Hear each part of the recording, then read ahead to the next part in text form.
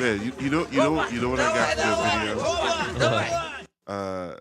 Way more people are getting punched in the face in Russia than anywhere Oh yeah, on this planet. Like Russia has like the high score. dude. Half the people in that music video had black They eyes. did. Like all they or do like is sit missing around teeth. The or national like... pastime of Russia is punching people in the face. that Asian lady had to dance, or else she's gonna get punched in the face. So she just had to join in and act like she liked it. She had to go with just the take flow. my hat. Just please don't punch me. She just had to join in. She's like, that's the only way I'm gonna make it out of this without getting punched in the face. I think it's safe to say we could probably go in on that because there's no way that's copyrighted. I would be we're amazed good. if that was, dude. We're good, dude. And if it is copyrighted, I think the penalty is a punch to the face. I think literally the only place it would be banned in would be Russia. Right. Because it's the Russian music. True. And then who the fuck With cares? those No one's black listening kids. in Russia. Or if you are, hit us up. No, we'll send you the direct download link. It's our Like, primary we don't fan care. base, dude. Russia, dude. They love it. Please don't punch us in the face. Live from the studio, I am Jimmy Selesky, which actually sounds like a Russian name. Yeah, dude. Very Russian. Unlike Eric Glazer. Eric Glazer sounds Very German name. cool. Eric Glazer is a German name. I like that too. We are here with Valance Michael, second time guest. Second time guest. Second You time were guest. here. An even doper full name, though. Valance Michael Valance Michael Pressley, Pressley, dude. yeah. Sounds like a fucking superhero. Why don't you include the? How come your stage name doesn't include the Presley, or does it? Am I just off? Well, here's the thing. Get Okay. like within kiss. I distance. never fuck. I don't know. It always was just Valance Michael, and then I just threw up my full name, Valance Michael Pressley, and some people say it, some people don't. Like I never really like made a thing about it. You know what I mean? I feel like it's. I don't know. I don't want to be a guy to just be like, hey, make sure you say the whole full- name. yeah, the whole thing. You know what I mean? Like, I think so- that's in style because like that guy from Black Panther, I haven't seen the movie yet, but the guy who plays I think the villain, Michael B. Jordan, Yeah. that's like Well, he had to put the B in it because you then kind of it'd be have Michael to. You Jordan. kind of have to. You kind of have to. Yeah, in he that I'm was the in other Space guy. Jam. He's already in SAG. He had to put that. So in I it. guess that could be in vogue. I guess we're just kind of wrapping back around as a society. We're just starting to repeat famous names again, dude. So you could hop on that train. Yeah. I think I already have a couple But famous names in my name. there was no Michael Valance Presley. Presley before, man. No, Valance I don't Michael think there's any Presley. famous Valance anyone personally. I don't think there is. I'm Yeah. definitely You could probably down to just be be the first. Valance if you want. I could really be could. like, but the rest of it's so. It's important. Yeah. It all sounds like even just Valance Michael sounds good. Yeah. But Valance Michael Presley. You really can't go wrong with that name. So you sounds can't. So dope. Either I'll- or, dude. You I'll just can't have go it be either. everything, and then just like whoever gravitates. to it Even will Michael gravitate Presley to it. sounds cool. Yeah, Michael That That's could be like your country, like Michael your Presley. name. Yeah, Michael when you break Presley. out in the country Is that the scene. backup guy from Florida Georgia Line? That's Well, I used to tell you. It'll be like Darius Rucker. I like to say that I was Michael Jackson and Lisa Marie Presley love child. I for that forgot little- that they were a little thing. time. I forgot that Michael Yeah. Jackson was with Lisa Marie Presley.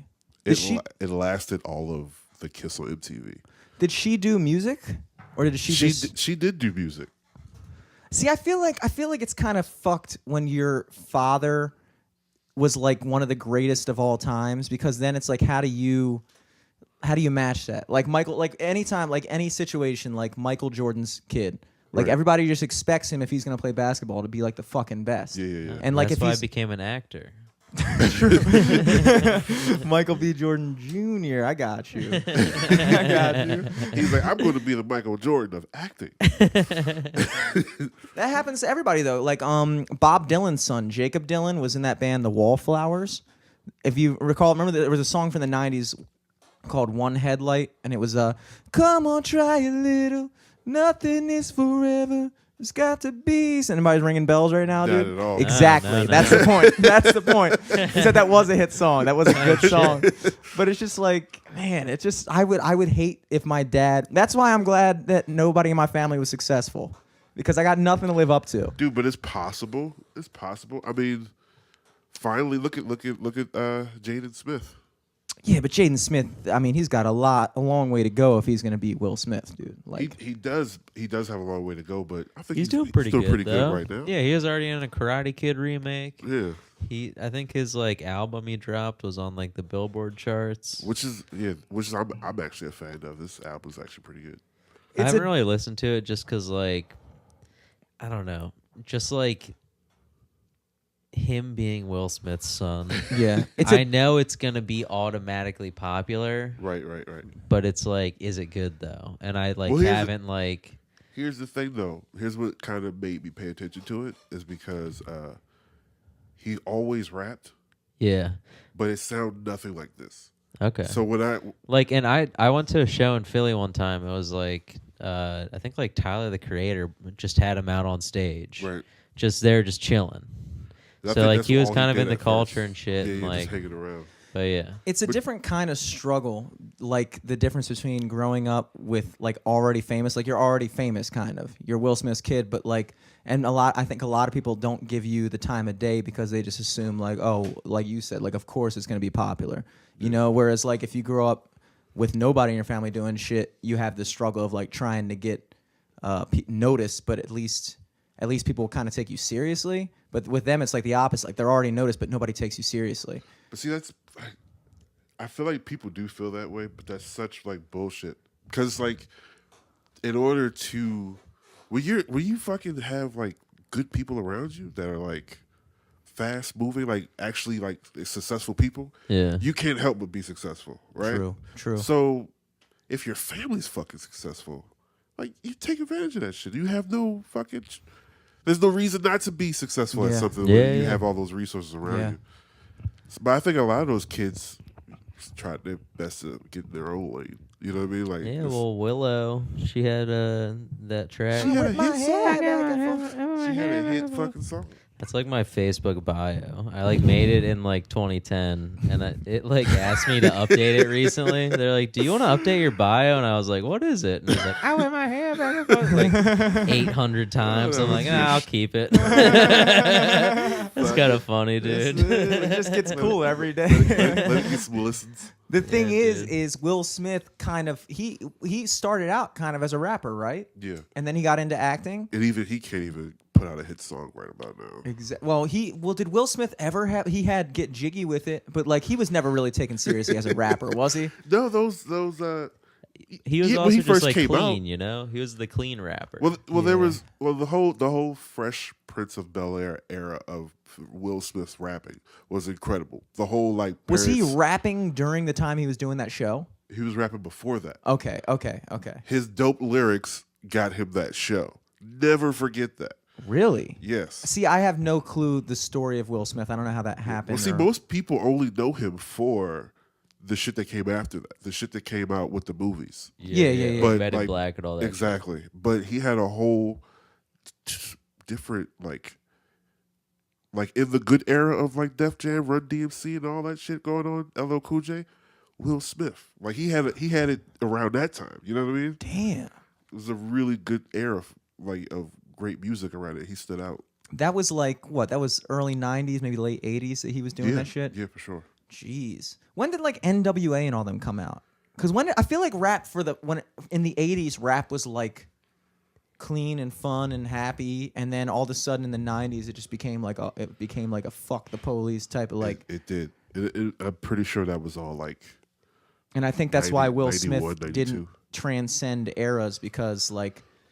It just completely like hip hop. I don't know who changed the game. It took off drastically. I think a lot of people. I could be wrong. I'm not a heavy line on hip hop, but I think a lot of people contribute all that to like people like Big Daddy Kane. Big Daddy Kane. He was. I feel like he was. Well, Big Daddy Kane. I thought he was like early '80s. He sounds like one of those like when I think of like he was, but he had a different flow than all the. He was the first one to get the fuck away from. You know what I'm saying?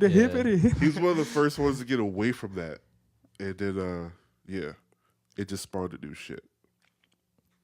Don't have me lying, Jesus Christ. I mean, but it's like every like couple of years, like music changes. And like, the definition of a genre changes. And you could argue that the same transformation occurred with every other genre of music too, because I mean, just the '80s in general. Like we were just listening to Europe, and like the '80s was so big, and like the music was just big and like fantastical, and like the big synth lines and this like overproduced like crazy fantasy type sound 70s and with 80s. the hairband and shit. And then the 90s, you like in this around the same period of time, you could say that like hip hop took that jump from like happy hibbity bibbity bop to like we're talking about real shit. It's kind of the same thing with rock, like when Nirvana and Green Day and all them came out in the early 90s, like they were completely fucking different. I think it's literally I think we do it with everything we enjoy. We have this habit of putting more reality into it. Like, so it started with music where it was like, that playful stuff is cool, but then when somebody put reality into it, they was like, holy shit. And the same thing happened with fucking TV. Well, I think it goes in cycles more than anything, because I think we've kind of like we definitely oscillate between like real shit and like stupid shit. Like, and you can kind of observe it like the early 90s was like when all the like just speaking from a rock perspective, like that was like the real minimalist. Like they went from like this super overproduced shit to like Nirvana would come out and record like fucking just like on a tape recorder, and that was their song. Right. And it was just all about like minimalist, like this is rock and roll. And then it kind of cycled through, and then it gradually got more pop. So like then you had bands like the Gin Blossoms come out, and they call that like post grunge. And then you had like Matchbox 20, who was like completely popped up version of like the same kind of rock elements, but like they were pop again.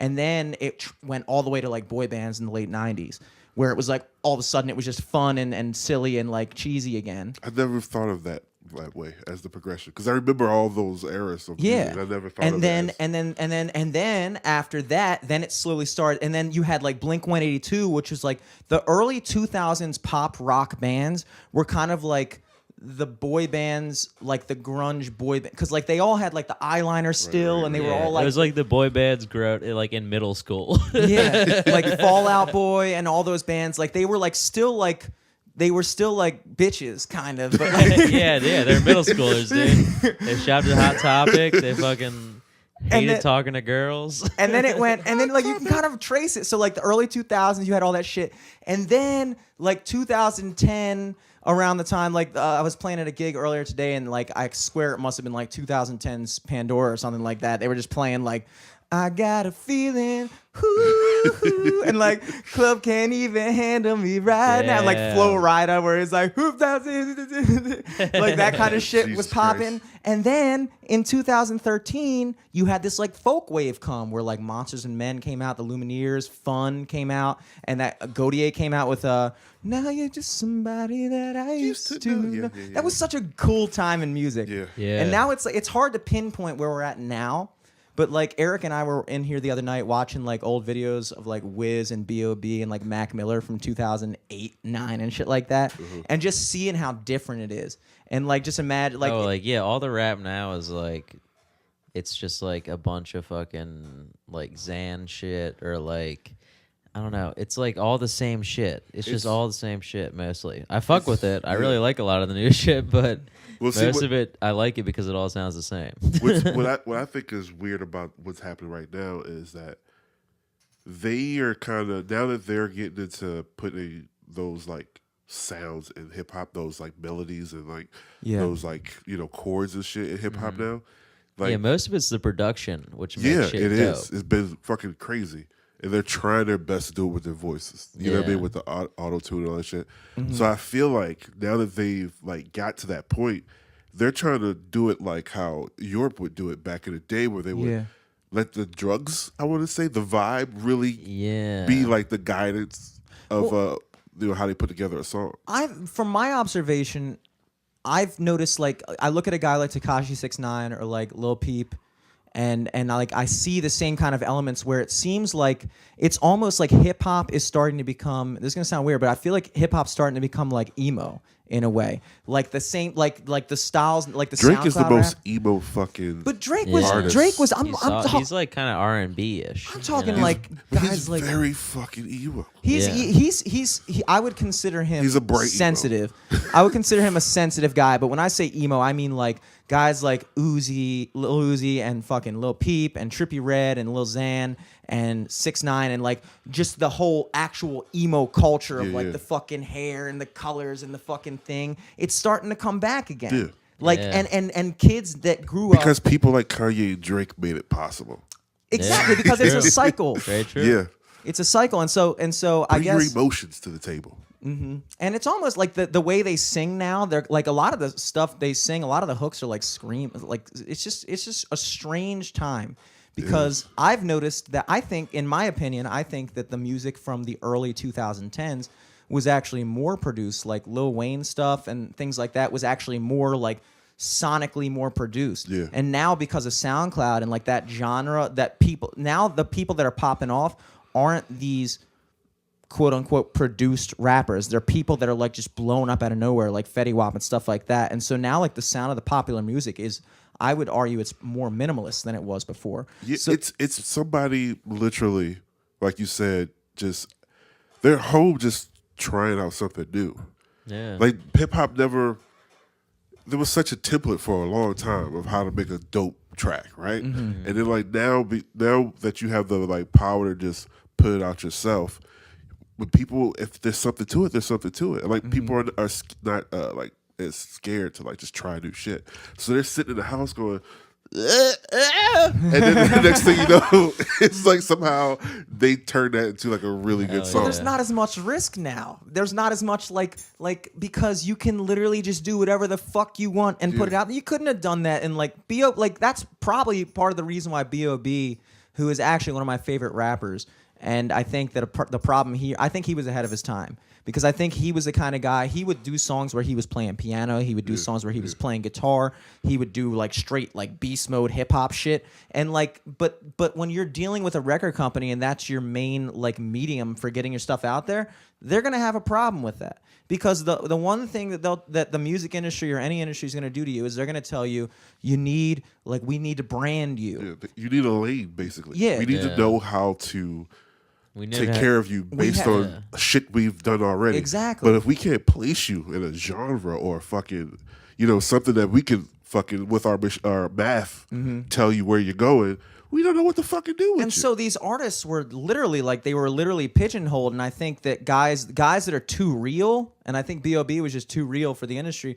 They would rather just not be anything than be fake. I think he couldn't deal with the fact that they were making him be like this like Strange Clouds type of dude. But I felt like they wanted him to be a hip hop artist. They did, and when somebody's telling you, when you're an artist and somebody's telling you, we need you to be this, we need you to be this, and you're like, but I want to be all these things. It can.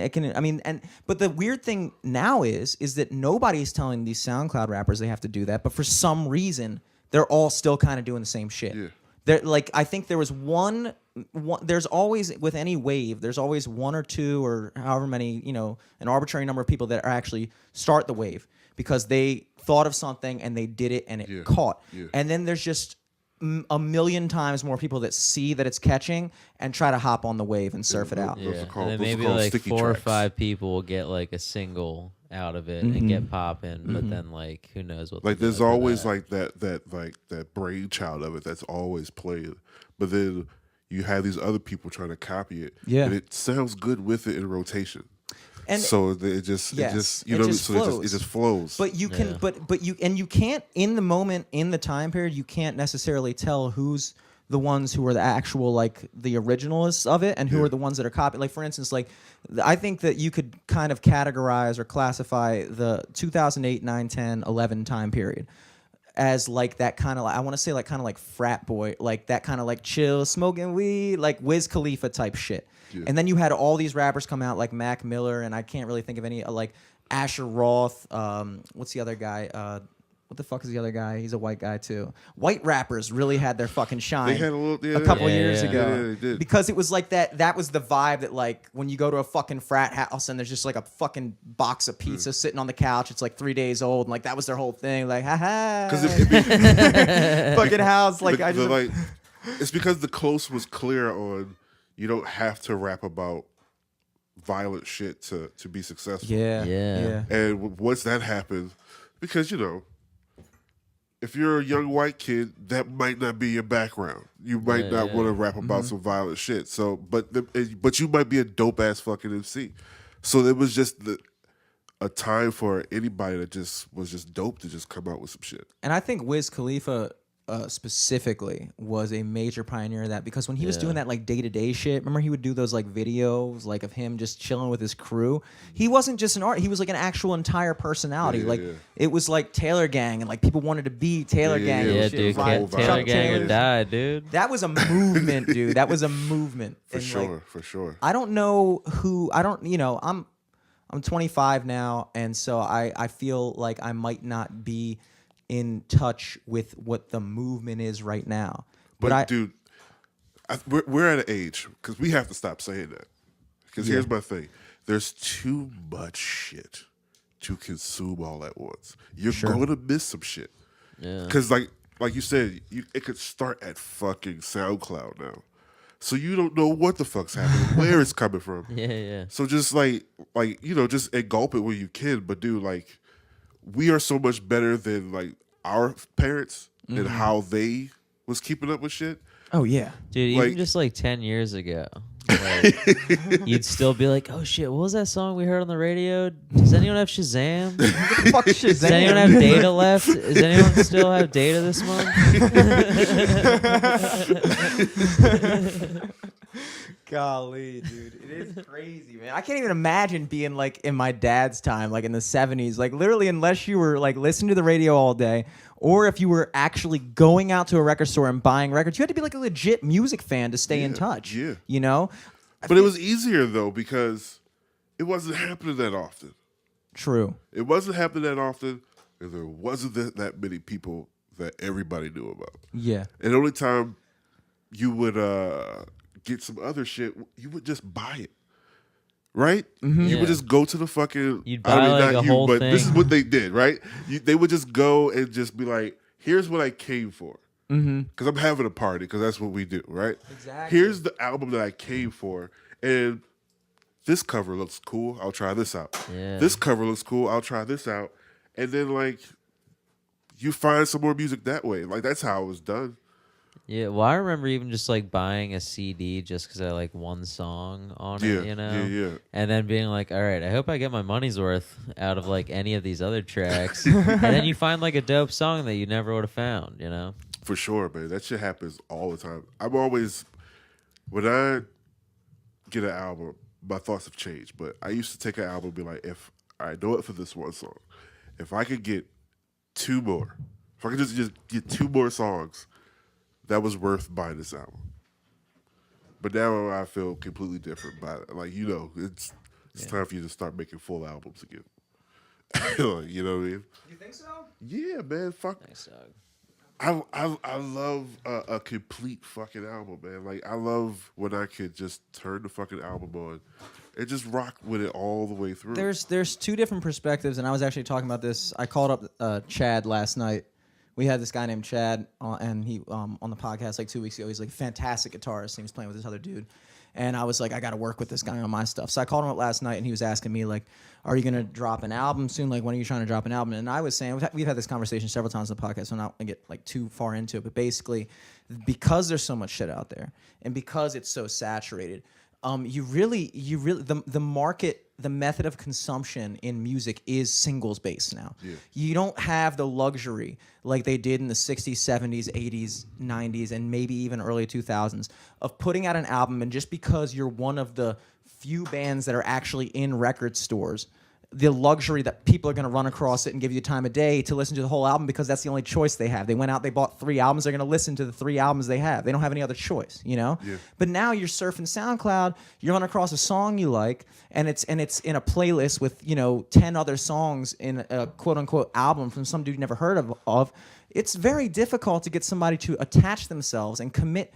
Like, I can barely commit to an album, and this is just me, so I can't speak for everyone, but I can barely commit to an album that, like, from with the people that can come out with albums like Kanye, he can come out with an album. Drake can come out with an album because they have the established reputation of like, we're gonna listen to this whole body of work. You appreciate their work so much that like you want every fucking song. Yes, you want every goddamn song. Yeah. But it's so possible for Kanye to put out a song on that album didn't really go anywhere that you be like, I can't listen to this fucking song. You know what I mean? Like, I can't listen to it.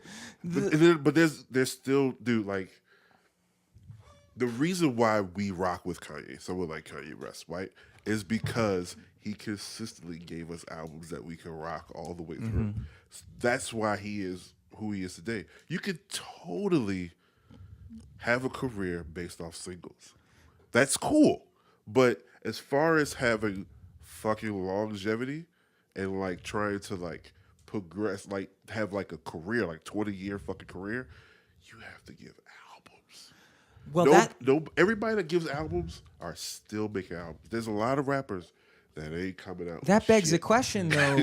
Who right now that's out right now? Now, I'm not talking about people that are still out from a different era. Like, Drake and Kanye and those guys, they're from a different time. They're still popping. They're still killing. I'm saying who's coming out today? Who's like the new people that are doing anything other than just putting out single after single? Who's doing albums? J. Cole, Kendrick. Okay. Yeah. Okay. Those are albums. And dude. I would they're argue. fairly new artists.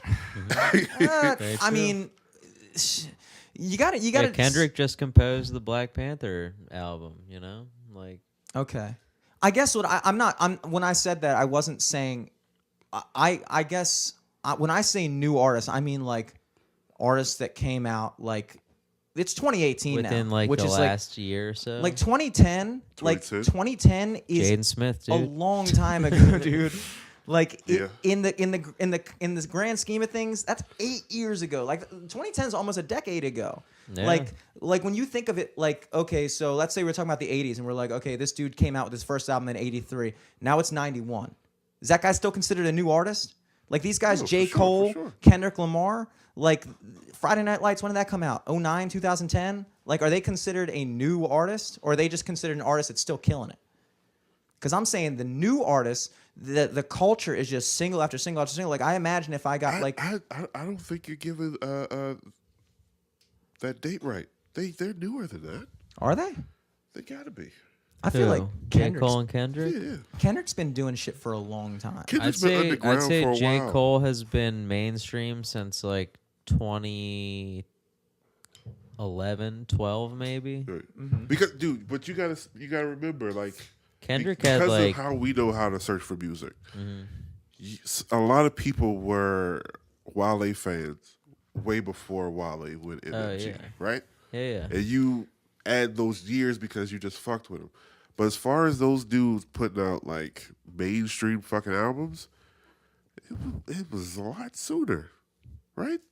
I mean, to Maybe. I mean, look, I don't know. don't Kendrick know. had like swimming pools. That was like 2014 maybe.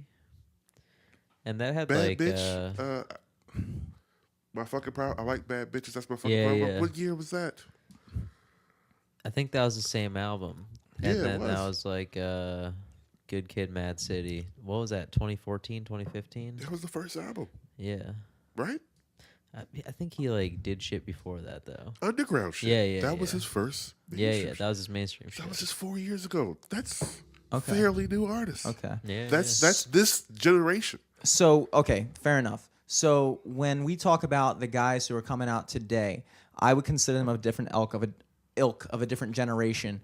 The culture that exists today, I think more than ever, and it probably just keep getting worse, and that was the question I was driving at, is the people that we exist in this kind of like viral culture where the goal is to try to just like, and that's why I think that has a lot to do with why the artists that are getting noticed right now are, so much of it is they're like they dress crazy and everything's just fucking insane and elaborate, and like so much focus is put into just standing out because there's so much shit, and so much But of it's always been that way, though.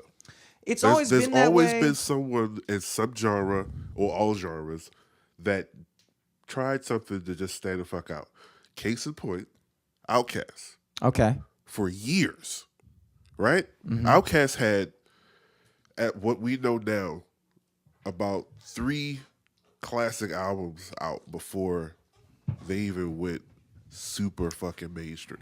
Yeah. Before they were everywhere. Before Love Bombs Over Baghdad came out. Like, it was already like a couple albums deep before that. And they, you know, decide to be wild and crazy kids and like start standing out, wearing the fucking bell bottoms and platinum hair, whatever Andre was doing around that time. Yeah, man, it worked. But that seems so like I guess, you know, it's tough to compare that for me, because I think the reason why is because they did that and they did it so well that it became a standard in a way. It was normal. Like they were outcast. Yeah. And so all of a sudden it went from being like stand out to like, oh, that's just fucking outcast. Like it went from like crazy to normal that quick. It became normal to us because we all started fucking doing it. You know what I mean? Exactly. So I wonder if they stood out and if they were like as adventurous at that time as when you look at it. And when I say adventurous, because I look at a lot of the guys now, and I think a lot of the I'll say this. A guy like 6ix9ine, you showed me his videos, and I was looking at this guy, and I was like, "There's no way." Like for me, it's hard to imagine that all of his image is entirely like real and like I believe when I looked at Andre 3000, I believe that was him. Right. Like it was him. That's what he wanted to do. That was him. I look at guys now and it's like the colored hair and everything like that, and everybody's doing that same kind of shit. Everyone has face tats. Everyone's like fucking, you know. It's hard to pick out who's actually real about it and who's just fucking noticing and jumping on the train. This is the trend, yeah. I mean, here's the thing though. We made it okay to express yourself however you want to.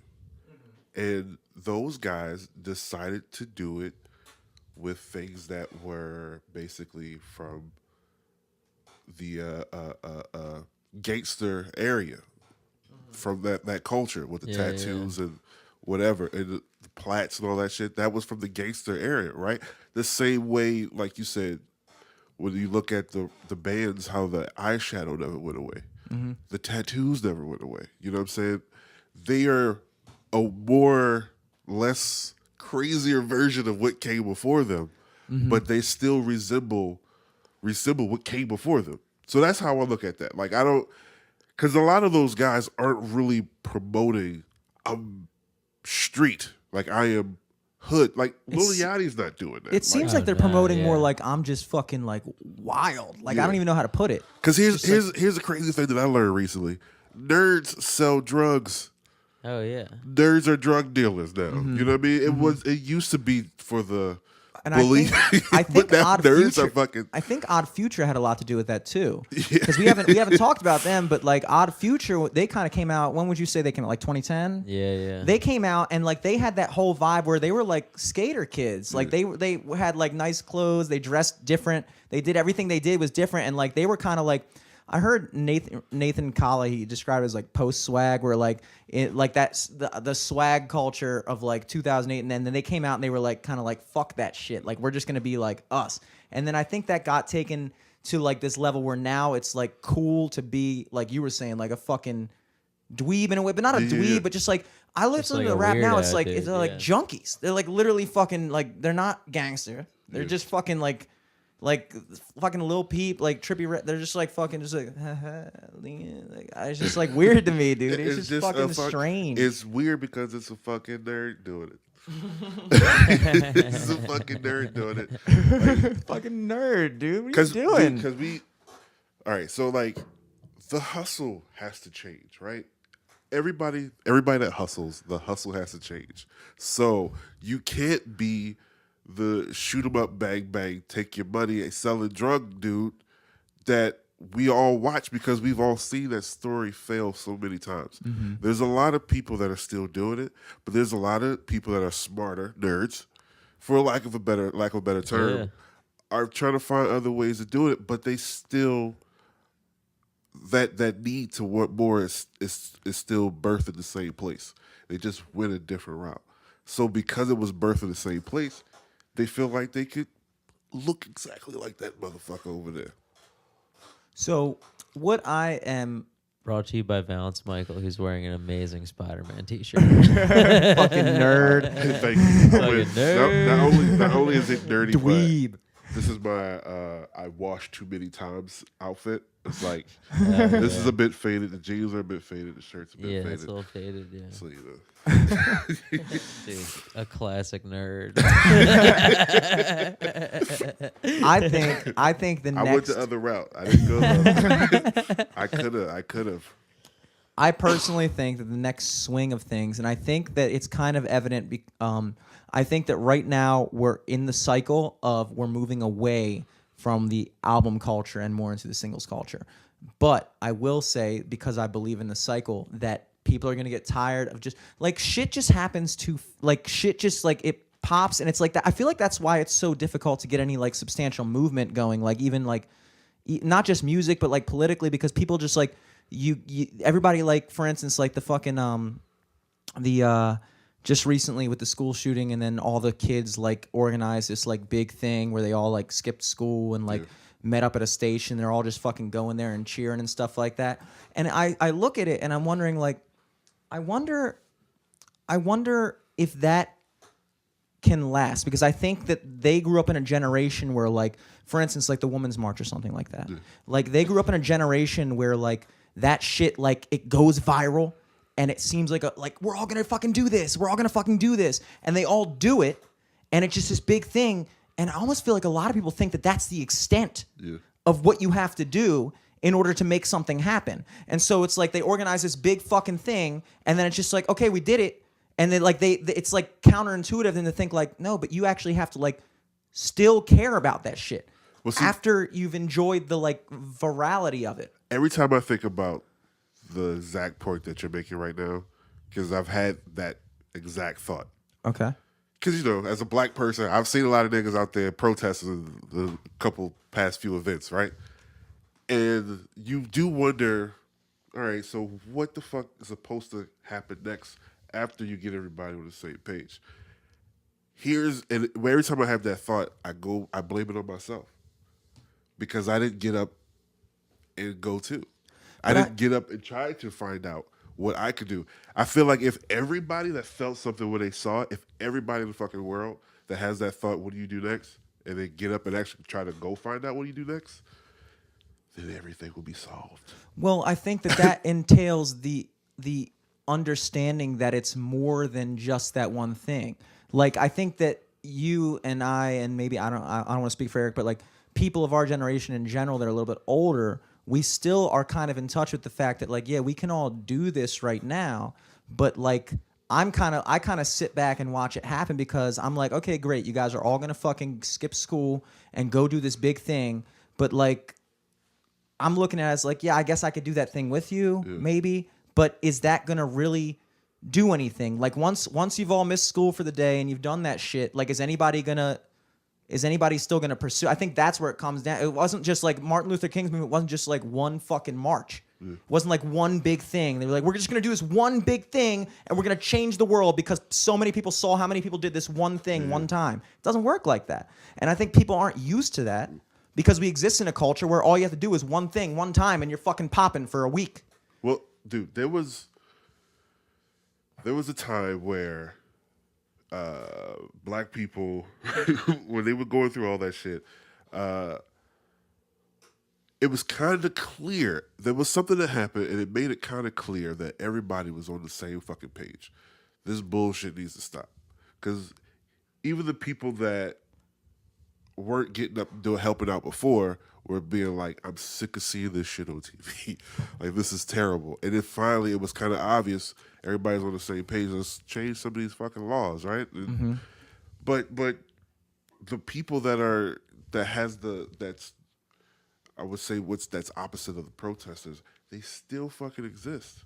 They're still out there, and then the numbers grow, but you're outnumbered. The reason why you feel like the school, the march thing that they're doing to try to change gun laws, you feel like they lost already because the people that are opposed that are greater fucking numbers, and they're all in charge of... I feel like they lost it already because when I watched one particular video I saw where, first of all, you look at the video, and for the first time in my life, I'm looking at... Not for the first time, I've noticed this progressing over the course of the past couple of years, but like I'm looking at these high schools, I'm like, wow, these are kids. I feel like an adult, and I'm looking at kids doing some shit.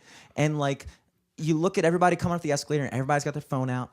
Everybody's like going around the crowd like, wow, look at how crazy this shit is. This shit's so crazy. And like this one girl in particular, I saw her come up the escalator, and she's like talking to her friend and like texting and stuff like that. And at the time, everybody in the crowd is just yelling, enough is enough, enough is enough. And this girl gets up to the top of the escalator, and she just notices that everybody's yelling enough is enough. And then just that group of people just starts yelling, enough is enough, enough is enough. It's just like you just see these people come up and they just start, okay, this is what we're doing, enough is enough. But I wonder, is anybody really, how many people are actually there because they really think is enough, or how many people are actually there just trying to be a part of something?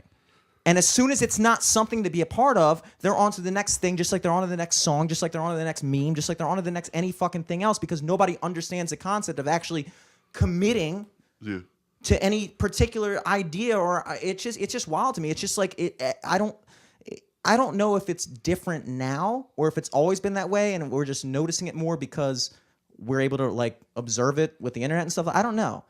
I just feel like there's a major disconnect with people between what they think is going to make a difference and what actually makes a difference. And that could be me just being old. Well, no, I mean, dude, it's a hard fucking job to change people's mind for what you believe is the better is a hard fucking job. And most of the people in the world already have one. Exactly. They already have a hard Very fucking true. job. So it's kind of hard to have two fucking hard jobs. Because while you're trying to help everybody, you lost your shit. Yeah. You know what I'm saying? Or it's less than, or it's half of what it was before. So it's and then you know that the other side is so strong that they could destroy that person in some kind of way. But that is also don't play fair. evidence. In a way, you could observe it as evidence that maybe the shit isn't okay. So I'm just going to say this. This is just a thought that's coming through my mind. The fact that you already kind of have your shit going in your life. You already have your job. You already have whatever going for you. And so you're interested in the concept of going out and fighting for a cause or whatever like that. But ultimately, you already have your real job. Your job isn't to fight for that cause. That, in a way, is kind of evidence that maybe shit really isn't that as bad as they're making it seem, because you can look at a country that's actually like go to Venezuela, go to parts of Russia, stuff like that, countries that are North Korea, for instance, countries that actually their shit sucks. They want a real job. Their life fucking blows, and they have no choice to fight for this cause. They don't have the luxury of like, yeah, I'll fucking take a train down to the march and write a cool sign and hold it up and take a bunch of pictures for my fucking Facebook and Instagram and get a bunch of likes. But ultimately, I'm going to go back to my salary position. But like that doesn't mean that it can't be better here too. I'm not saying it can't be. But look, that's the fact. Like Dave Chappelle in this last special, he said, "It's always funny until it happens to you." Yeah. And that's the mentality that we all have about every issue in the world. As a human, I empathize with your issue, so I'm on your side. So I'm going to stand there and yes, you're right, this needs to change. But it hasn't happened to me. Yeah. It happened to you. And I can't be here as much as you need to be here. Yeah. I'm going to show up. You ever go to a party and you just showed your face? Mm-hmm. Yeah. That's what people do. They just show their face, but they got to get back to their shit. Well, that's because it really hasn't happened to them. Yeah, it hasn't, and that's the thing about the internet is like with Twitter, just whatever's trending for the day, it allows people to be quote unquote affected by shit that actually doesn't affect them. Yeah. So they're able to sympathize with it and go through the motions of, like, I don't want to say pretending, because they might actually empathize with it in a way, but ultimately, like, I can empathize with a picture of a friend being shot in the ass, right? I can feel the emotion. yeah. But if I was there when it happened, that's completely different. I remember the fire. You know what I mean? I remember the gunshot going off. I remember the sound. I remember you hitting the floor and starting to scream. I remember the blood pouring. Yeah. It's just different until it happens to you, man. Like, so Yeah. it's just like everybody's on the same page, man, but everybody can't afford to be that dedicated to one thing at the same time. Yeah. Like, and because we're all so fucking fickle, as people, we're not all going to be on the same page. Because ultimately, like you said, we're concerned with our own fucking day-to-day shit. Yeah. Like back in the '60s, like I'll use the example of the Million Man March again. Like those people, like the way shit was promoted and propagated back then, it was much more difficult to get the word out. You had newspapers and shit like that. Like in order for somebody to organize that stuff, it must have been way fucking hard. Now you can send out a tweet, and if you have a bunch of followers, that gets retweeted. And now everybody fucking knows about it, and everybody's able to show up, and it opens the door for people who otherwise, if this was the 60s or something like that, would not have been there. So now you're able to get a crowd of much greater numbers, but perhaps much less substance, much less actual. Like maybe I don't know. I think it's a flaw in the logic that we're going, because I would like to see whatever. And again, look, my life, like I got my own fucking problems going, and I think just like any other human being on the planet, like that's what I'm focused on. Yeah. That's what I'm focused on. Like, and so like I see the other shit going on, and the same way as you, I can observe it. I just don't go through the motions. Like I just like if I see something going, unless it's something that I really care about, I'm not gonna even. I honestly probably wouldn't even go down to a fucking march or something like that, even if I did care about it. But only because I don't have a real job otherwise. Mm. So like I look at it as like, okay, so if I really care about something, I'll fucking talk about it on the podcast, or I'll fucking put it in my music or something like that. Like that's will be my contribution to it, at least in my head, even if it means nothing. But so, I don't know. I just think mostly I'm getting fucking old. Well, dude, here's what you realize. Here's what that means because you're getting old. We see this happen too many times. Like, our parents dealt with the shit. Their parents dealt with it from their time. Their parents dealt with whatever the fuck was going on. All the way back to it was plague. It was the plague killing motherfuckers. Like, to whatever the fuck. How we're going to fucking get heat. This has been the longest fucking winter we've ever had. Back to when that was like the mass hysteria problem. There's always going to be something to fucking worry about. I think that's what getting old is. We saw the fucking... Remember Kony 2012? Remember James Kony? Yes. Fuck, I forgot viral about that. Exactly. That's the whole point. Yeah, dude. That's the whole point. Remember fucking 2012, fucking this video about how James Coney's doing all this terrible shit in Africa. He's a warlord, blah, blah, blah, blah. And everybody's fucking talking about it on Facebook. Everybody's like, fuck James, or whatever. Like, all of a sudden, all these fucking white dudes in America all of a sudden care about what the fuck's going over there for a week. And now, it's 2018. James Kony might still be fucking running around doing the same shit he was doing. He's probably got even more child. He's probably doing now. even fucking better. He got a bunch of publicity. He got a free campaign against him. Yeah, exactly. He got a free campaign for him, dude. We need to figure that out. We need to. That was like the first. That's our job. One that I can remember being like, I forgot all about that. Oh, everybody's just gonna fucking get all hype about something, and if any, it just never. What are we gonna do about it? Yeah. We've all proven that we're capable of showing up. Like when I went to Towson University, I tried to get the wrestling club off the ground, and the first day, the first practice we had like 60 people out, all these dudes that were Towson U that wanted to wrestle.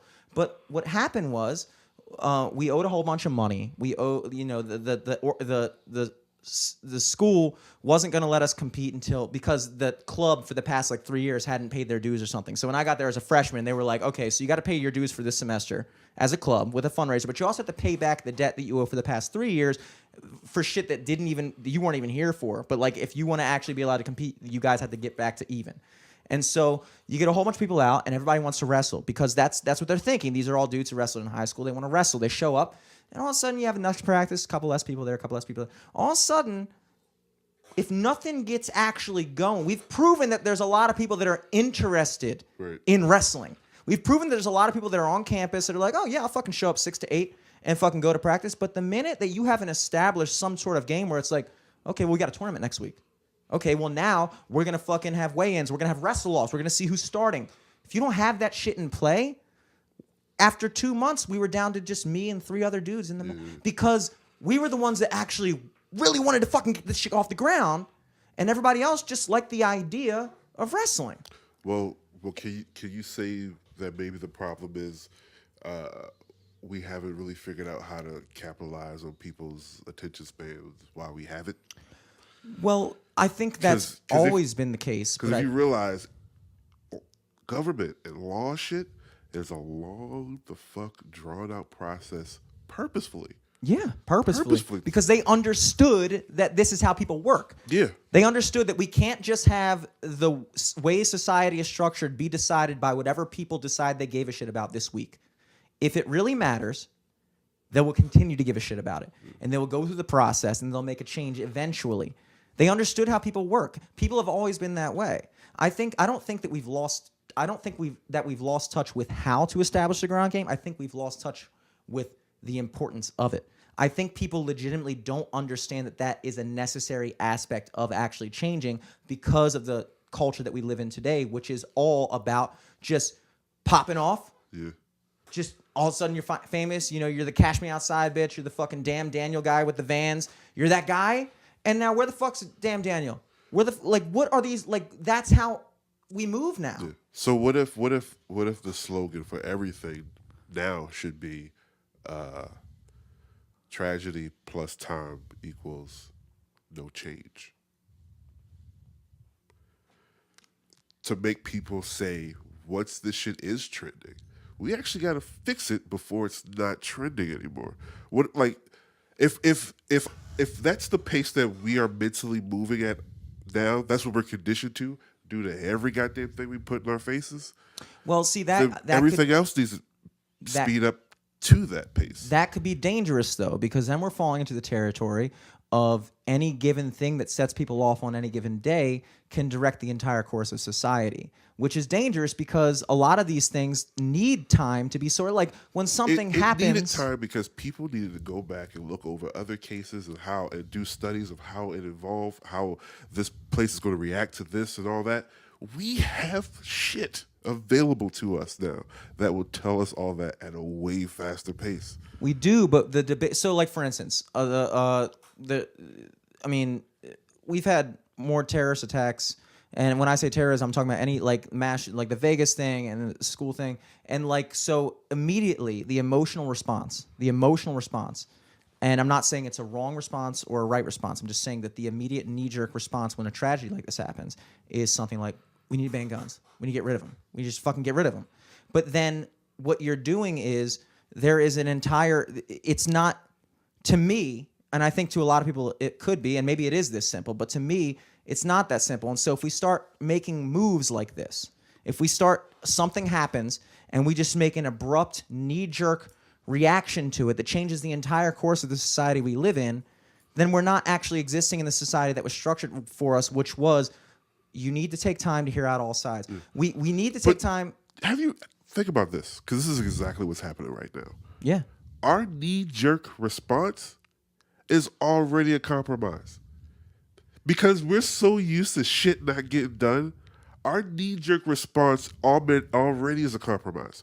Because like right now with that whole shit that happened in Florida, nobody's saying get rid of guns. They're saying get rid of fucking machine guns. These fucking horrible assault rifles that have no purpose other than to kill at a rapid pace. Nobody's saying take away guns. We used to say that and got shut the fuck down in record time. I think there are people that... Knee-jerk response is the compromise. I think there are people that are saying that, first of all, machine guns particularly are already... You can't, like...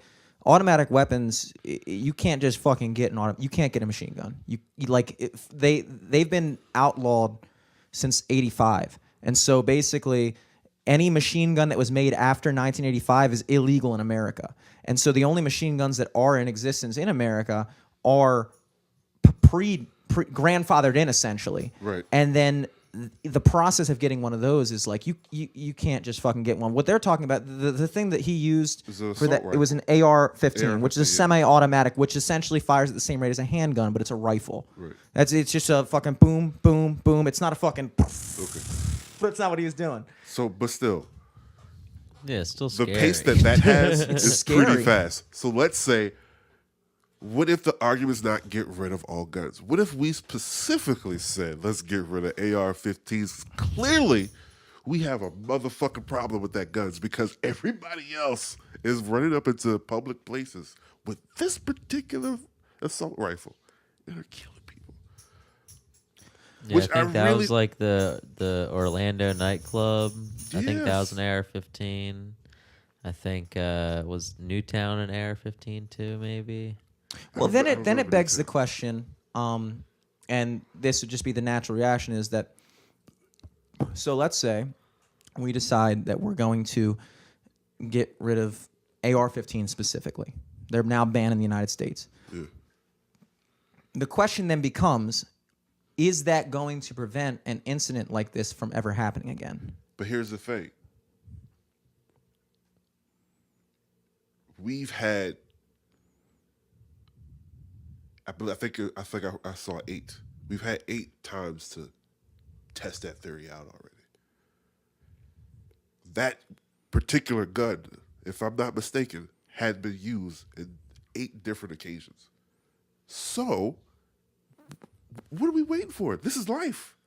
We could just try shit, and if it don't work, we'll fucking undo it. That's just how this shit works. Who's losing money? The gun people? Well, here's The people the that one, manufacture fuck them. the one flaw I would say in the logic that you presented is that if it doesn't work, then you said, well, undo it. We'll go back. Because we'll give them what back I think their will guns. happen is we'll go further. And so what'll happen is we'll ban AR-15s. Now, let's not even discuss the point that if you ban AR-15s, that's actually going to prevent somebody who really wants to do that No, from because then there'll be another gun. And then exactly. We ban that gun, And then you'll we ban that gun. And then you'll ban that gun. Then you'll ban that gun. And so ultimately, it's a slippery slope argument, which is understanding the fact that maybe it's not The bullets will get slower, and the people will get faster. So we're just going. There's going to be a medium. So We're we're just cyborgs at that point. So essentially, when you say that the knee-jerk reaction is already a compromise, that's why I would disagree with you, because what I'm looking at it as is, no, right now it appears as a compromise, but what you're setting the precedent for is you're saying that we're going to solve this problem by eliminating the object that people are using to cause it. And so once that object is eliminated, people are going to acquire another object to do it. And then if we're going to work off that same premise every time we address a situation, we've set the precedent that we're going to get rid of that. Then ultimately what we're talking about is just a ban on all guns. Well, riddle me this, friend. Riddle me this. What drug that was legalized, made illegal in, I think, the fucking 60s, that is becoming legal now? Weed? Yes. Or you Okay. could even just say like alcohol prohibition too. Like It has happened.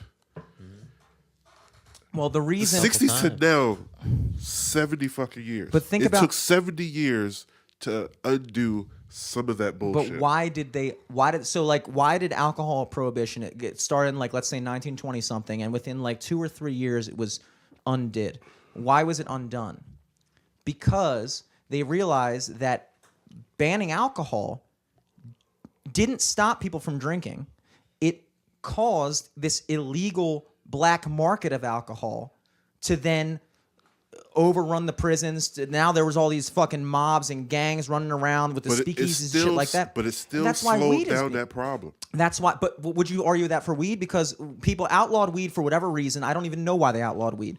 But what did outlawing weed do? It caused the prison populations to go way up. We did the mandatory minimums, which caused people to be incarcerated for carrying around a fucking plant. Yeah. And then people started to wise up and be like, first of all, anybody that wants to smoke weed has not smoked weed because it's illegal. Like weed is. But you do know why it was like they made it easy for that to happen, because the severity of breaking that law, like they made it so that if you were caught with weed, they tried to keep you for years of your motherfucking life. yeah, you were fucked. Yeah.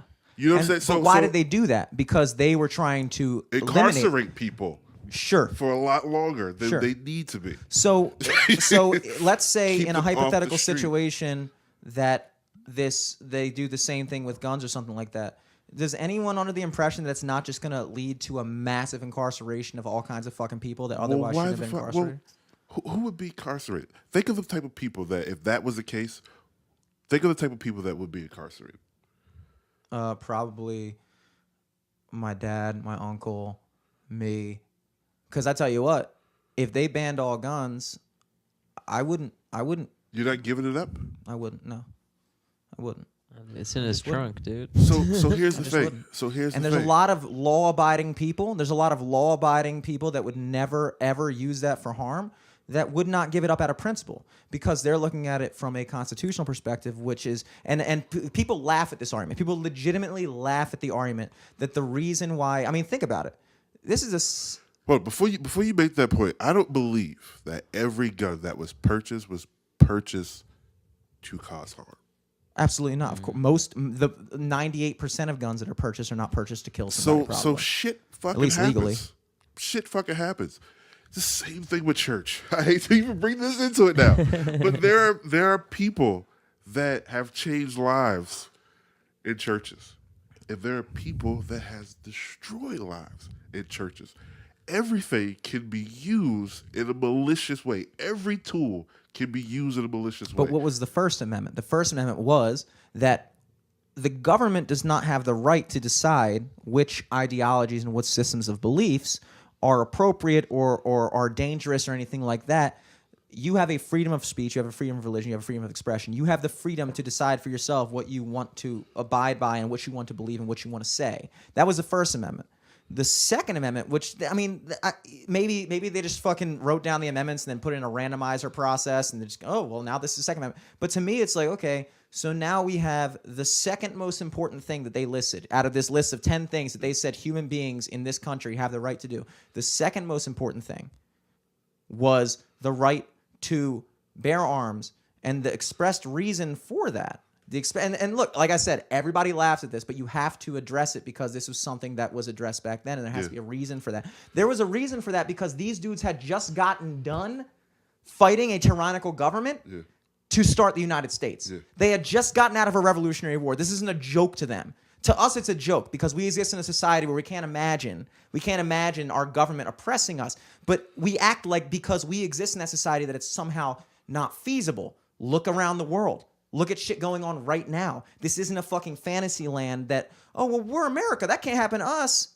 I think that those are the ones that are naive. Now, I'm not saying that every human being should be allowed to fucking own a machine gun or a tank or fucking hand grenades and stuff like that, because obviously you have to draw a line at some point. You do. So the point is the line has to just get just a little bit longer.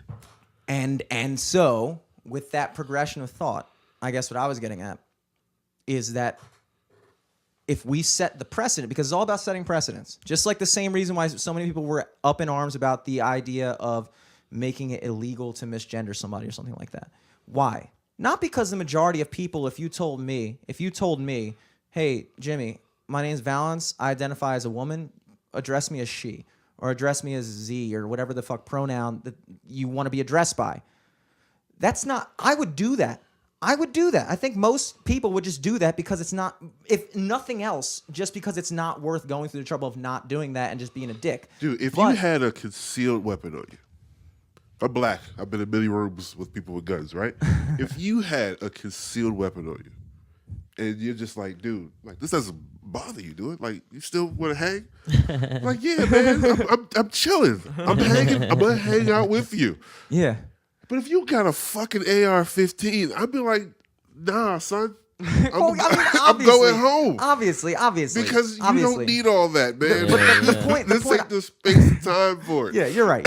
The point I was making is that the reason why so many people fought so and still continue to fight against the idea that you can make it a crime to you can actually make it a criminal offense to be compelled to say something that you don't necessarily want to say, or maybe let's say you don't actually believe, and I'm not saying my opinion, I'm just saying what if you're of a religion or something like that, like you're Muslim or you're Christian, evangelical Christian or something like that, and you don't believe that you are a woman by just saying that you're a woman, and now there's a law that says that if you refuse to align yourself with that ideology, that you can actually be criminalized for it. Once you've set the precedent for that, it's not so much that. It's that we have now set a precedent that says that our beliefs and our judgment on how shit should be supersedes the idea that everyone should be allowed to have their own individual rights.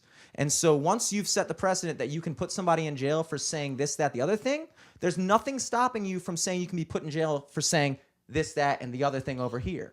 And so once the same thing that you were saying about banning one specific gun, once you've set the precedent, the way we're going to deal with the problems that exist in our society is by banning this one specific thing, then you've essentially set the catalyst for just the eventuality is that it will all be banned. And so that's what people are fighting against. Here's the thing. If that's what you're fighting against, right? What's your worst outcome? The government takes everything from us, right? They take our fighting chance to defend ourselves, and they turn back and they're like, gotcha, and they start coming for us, right? Mm-hmm. Then we go to fucking war, right? With what? We're creative as fuck. We're gonna fucking throw rocks at them like they do in Iraq? Dude. What are you fucking gonna do? There'll still be guns. There's still, like you just said, weed's illegal. We smoke weed. I've seen a lot of weed in my lifetime before it became legal. You find ways. Like you said, there's ways to get machine guns in here. We always find a way, right? We might get fucked up at first. We might get, that first blow is going to hurt like shit. But we always but then ISIS is going to come through and be like, we got your back. Exactly. Here's the thing. You're kind of disproving. But I'm saying, but that if that's worst case scenario, my point of asking all that, if that's worst case scenario, there's a lot of people that feel like they're already going through that now. Okay. Right now. But what you just said was essentially that when shit hits the fan, we're going to find a way to get the things we need to do what we need to do. So that same argument, not applied to some hypothetical future situation, could be applied to right now. And you could say, if somebody wants to shoot up a school, they're going to find a way to get the thing that they need to get to do that, in the same way that if the government became tyrannical and we needed weapons to fight back, we'd find a way, regardless of the legality of it or regardless. Dude, if there's a drug that's making you lose your fucking mind in the street, right? You are butt-ass naked, running around, you're hot, you're sweaty, you're losing your fucking mind, right? Uh-huh. It's illegal, but it's still gettable, right?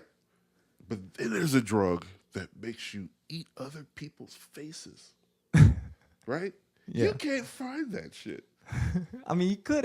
You could find it, but it's a lot harder than the other shit. It's a lot harder than marijuana. Because it doesn't even sound appealing. Why would you want to do that drug? My thing is, it's your if it's your right to participate in whatever drug you want, there's lines that are drawn, because this drug that you're taking, that you have the right to take, is affecting me. So I have to change this. It's only when your shit affects me, shit has to be changed. And I agree that shit has to be changed. But what I would say is that for me, I'm looking at it as a common denominator type situation. So the fact of the matter is, at the same time, once again, I'm not saying get rid of all guns. I understand. What I'm getting I wouldn't leave you defenseless. You know what I'm saying? I wouldn't leave you defenseless, but those bullets gotta slow down. What I'm getting at is that we are experiencing right now in the world as a whole, not just in America, we're experiencing a level of this shit happening that is unprecedented. Yeah. We haven't seen this stuff happening at this rate. I mean, you got people blowing up concerts in Europe, people running over people in crowds in cars and shit like that. AR-15 it's been around since probably the 70s, 80s, something like that. Machine guns have been around forever. Automatic weapons have been around forever. If you're trying to observe the trend switching, recently there is a upward trend of this kind of shit happening.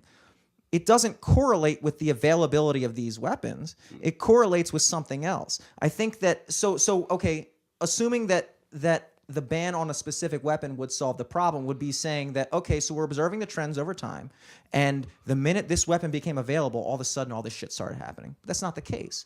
There's something else going on in the country, in the world right now, that is causing people to have the desire to utilize whatever things are at their disposal to inflict that much pain and horror upon other people. Those are things that when I go through Facebook and I see these things where like people are like, and first of all, everything gets embedded in race and stuff like that. And sometimes I think it's kind of counterproductive because, like, for instance, this kid, he's 19 years old, and everybody's going like, people say his mother died and his dad died and this, that, the other thing. And like, can we talk about how maybe this has something to do with like the parental influence and stuff like that? And so many of my friends on Facebook, first of all, a lot of them are like, when it was a black kid that was 13, he was charged as an adult. But when all of a sudden when it's a white kid and he's 19, all of a sudden we're talking about maybe him being a broken child. I get that. But I think that takes us away from the ultimate goal, which is to understand that this kid was doing something, and so many people were write it off as like, fuck the whole parental situation, fuck his social influences. There's no justifying the mind of a mass murderer. Well, you can't just write these people off as insane, because what happens is people see something they don't understand. I can't comprehend, I can't conceive of wanting to go and do that. It's so foreign to me that I just write it off as lunacy. It's just insane. Yeah. But the problem with that is that if we don't take the time to actually observe the influences in his life that caused him to do that, then we're setting ourselves up for it to happen again. What we need to do is... That's the same thing. That's the same... all right. What you're saying now, as far as we need to address it so it doesn't happen again... I think that's the main issue. For sure. But we ain't going to figure that shit out overnight. This gun shit we can figure out overnight. It's like fucking steroids. They took steroids out of sports because it was an unfair fucking advantage for the next guy to give it all he got. Yes. There are some guns that are fucking steroids. And only a coward would need something that's much bigger than yours to go against you. How about you have the same tools that I have, and we figure this shit out? I'm going to be better at you. Somebody got to be better. That's just the way it works. You can't get this extra shit to make you better. I'm just saying, they just asking for a fucking even playing field. I'm scared personally that what we are addressing, we're going too far down the wrong rabbit hole, I think. Because what I think is going to happen is that we probably will have some type of sweeping, super progressive gun legislation, possibly. And I think what we'll notice is that it probably will not stop the trend of what's happening right now, because it probably will not stop. It only takes one person. It only takes one dude who finds a way to get this weapon, and he can do the same shit that this kid did, whether he got it legally or not. It only takes one dude. It's not, there's 330 million people in this country. It takes one guy to find a way to get a gun, and trust me, it's not that fucking hard. It's not that fucking hard. And he can do it, and he's going to do it, and it's going to keep happening. And I think what I'm scared of is that we're not addressing what's actually causing it. We're addressing what they're using to cause it, but we're not addressing what's causing it. Right, what is happening? If you're taking a bunch of medications, right, and you have a side effect, but you're taking 5 different medications, right? They're not going to say, let's stop taking this one. They're going to say, let's stop taking them all. Yeah. And slowly add back and figure out what's actually fucking you up, right? Sure. That's what you got to do with guns, and that's not even what we're asking to do. Instead of saying, well, let's just stop taking them all until we diagnose what's happening here. You know what I'm saying? Like, until we diagnose what's happening, that's a good enough reason to let's slow this down so you can have your guns back. Mm-hmm. We need to know what the fuck is going on, because people are getting shot in places they shouldn't get shot at by these insane weapons. So let's just slow this down until the doctors get...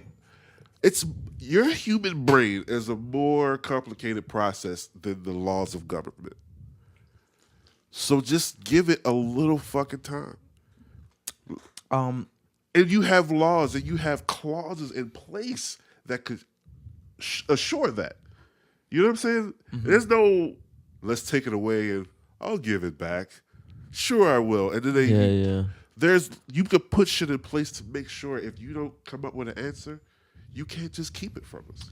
Here is and the quick rebuttal to that, but I don't want to dwell on this at all.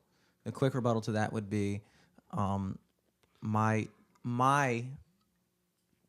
opinion would be that the war on guns will be no more effective than was the war on drugs. In fact, it could make it worse. But the war on drugs wasn't just a war on drugs. In my eyes, the war on drugs was also a war on black people. Fair. I mean, what makes you think that the war on guns wouldn't be the same? Because they'll find a way. Because people are taking AR-15s and shooting up hoods often. And that shit ain't on the fucking news. That's why. It's not a big deal until it happens somewhere it's not supposed to happen. Like a school or a fucking movie theater. Bingo. And people were fucking being junkies on the street. And though I would argue that the war on drugs really started to take effect, and that's why the heroin epidemic. I mean, if you're going to take if you're going to take the approach that is a racial thing, which the heroin epidemic is receiving so much attention because it's affecting everyone. The crack epidemic didn't receive as much attention. The argument there is because it mainly affected black people, and so the government didn't care. But then so with heroin, with that, how we've cracked down on that, because it was affecting people that weren't black, let's say, it is subsequently wound up affecting everyone. Right. Like the laws that were put in place simply because now we have to address it because now it's affecting white people. But the laws that were put in place are having a negative effect on not just white people, they're having an effect on everybody. So this gun thing, yeah, Baltimore was just named the fucking most dangerous city in the country the other day. And But you know why that happened? Because before those laws came into place, we made a bunch of laws that said you have to rule us under the same laws as you rule everybody else. Because we didn't have that at first either. Mm-hmm. So when we finally said, if this is my law, that's your law too. Mm-hmm. So, yes, then they came for us and it was like, fuck. Some good whites are getting caught up in this storm. Some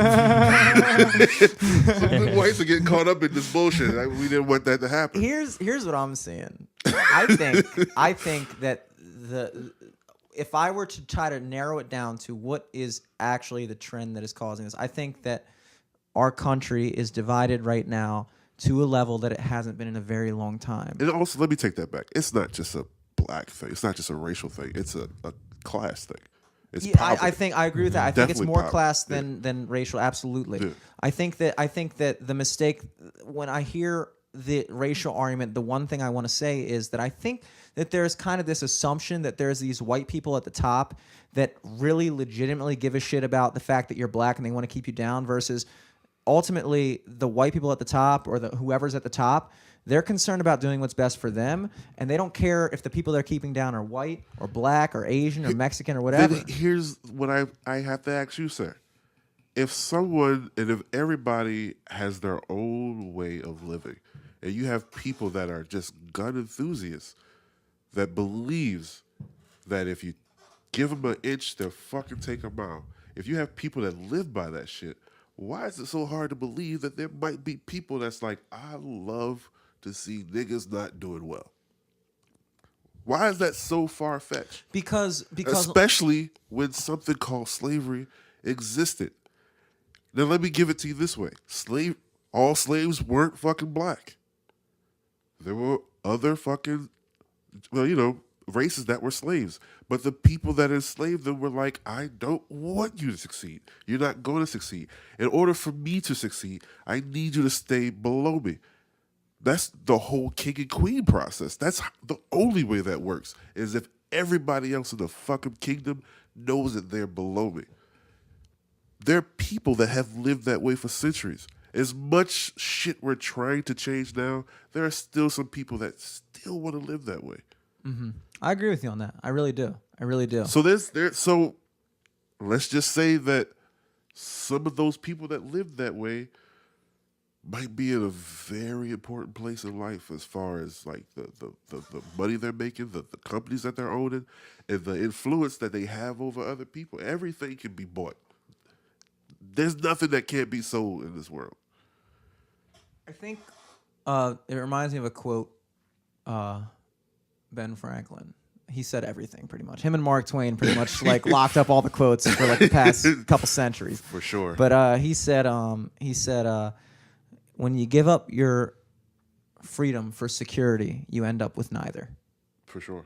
And so what I took from that is in New York, they got a lot of press for doing that stop and frisk shit, which is a blatant encroachment on the constitutional right of illegal search and seizure. You can't just stop me on the fucking street and search me just because I look like I might potentially be doing something illegal. You can't just do that. That's one of our constitutional rights, is that we don't give the government the power to play that role in our lives. Well, if there was less guns, do you think we would even have a stop and frisk thing? Well, first of all, I mean, I will say this. You think the majority of the guns that are found in these stop and frisk things are the majority of guns that are used in the shootings in Baltimore or any fucking murders? You think the majority of those guns are legally bought? Fuck to the fuck no. Fuck no. So the whole argument of what the gun laws are is going to somehow curb the drug violence in any inner city or anywhere else, that's already fucking gone. The only argument what I'm getting at is that I don't know, man. I guess I just kind of lost my train of thought. Yeah. No, I'm just saying, like, if things are so crazy that there's a stop and frisk law, this is why I keep asking, what's your worst case scenario? Your worst case scenario is when you stop and frisk a motherfucker, they got a gun. Yeah, sure. That's what the fuck they're looking for. Mm-hmm. They don't really care about drugs. Fucking guns is where the charges are. What they're looking for is prosecution of any type. When they stop and frisk you, they find drugs, they find guns, they find fucking whatever, dude. But fucking guns is easy paperwork. Yeah.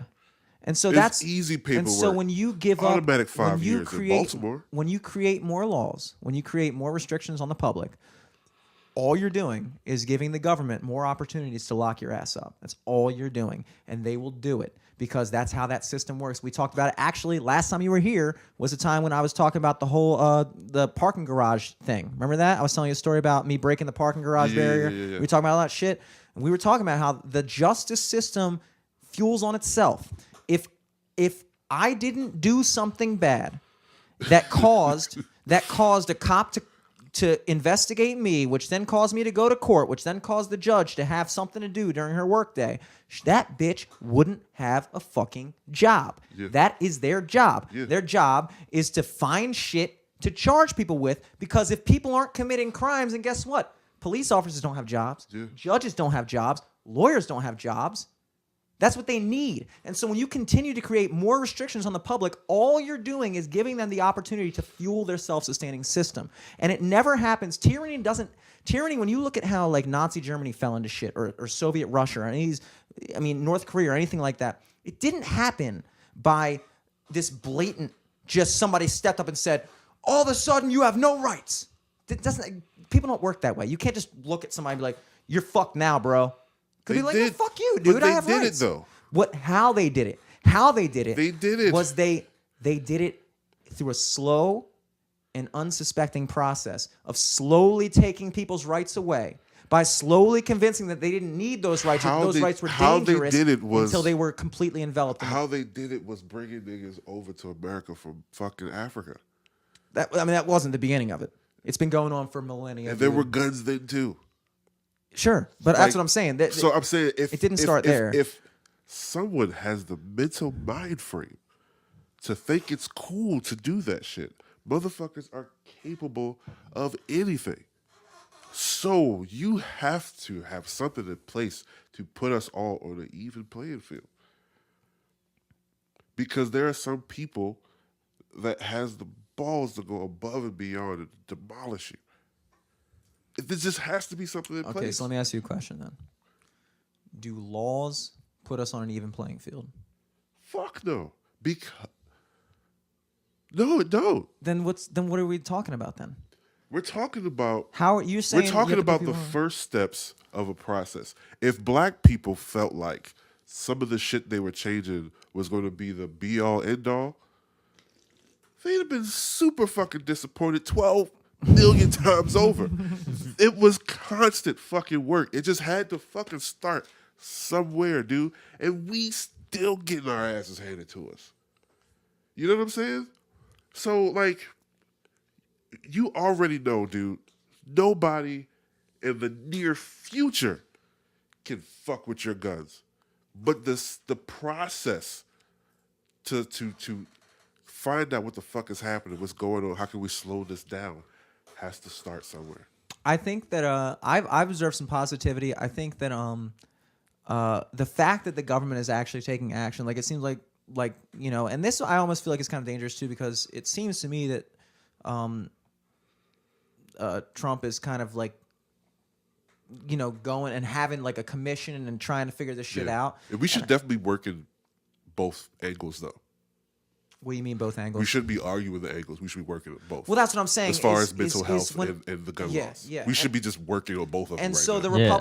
the Republican side is they're talking. If you have to categorize it, which unfortunately it just is categorized that way, the right is saying it's a mental health problem, and the left is saying it's a gun problem. Yeah. And so when the president is having this commission to try to figure out shit, I think that should be received as some level of positivity. I think the fact that we're observing that kind of I think the fact that every single thing that happens is is cast in this like kind of like miserable fucking negative light I think that that's causing the mental health issues. I think that we are becoming more and more divided because first of all, no matter what, in my opinion, no matter what, I haven't seen one thing, and maybe it just is the case that everything Trump does is the worst fucking thing ever. But it seems to me that every fucking thing he does, even if it's something that seems to be along the lines of what people would want, like having a hearing and commission and having like a study on what's causing this gun violence, that shit is met with such fury that it doesn't even allow us to ever see eye to eye on anything because we're constantly. Well, let me ask you this then. This might be where some of the fury comes from. Let's say we do just say it's a mental health thing. We need to figure out what's up, right? Mm-hmm. Once we find out everything we need to know about finding a person that's capable of getting a gun and misusing it, right? If we find out what that is and why that's happening, what happens after that? A law has to be set in place to make sure that these crazy fuckers aren't getting those weapons. So my question is, if it's that simple, why doesn't it already exist? Because clearly the crazies exist because the shit keeps happening. Yeah. So why doesn't that law already out there making it harder for those fuckers to get it? Well, sure, but what I'm saying is I don't think it's any particular person's fault for that. What are we studying? What do you mean, what are we studying? If it's no particular person's fault. I'm sorry, do you mean as far as the laws are concerned or as far as the mental health issues? I'm saying that this country's existed for 250 years.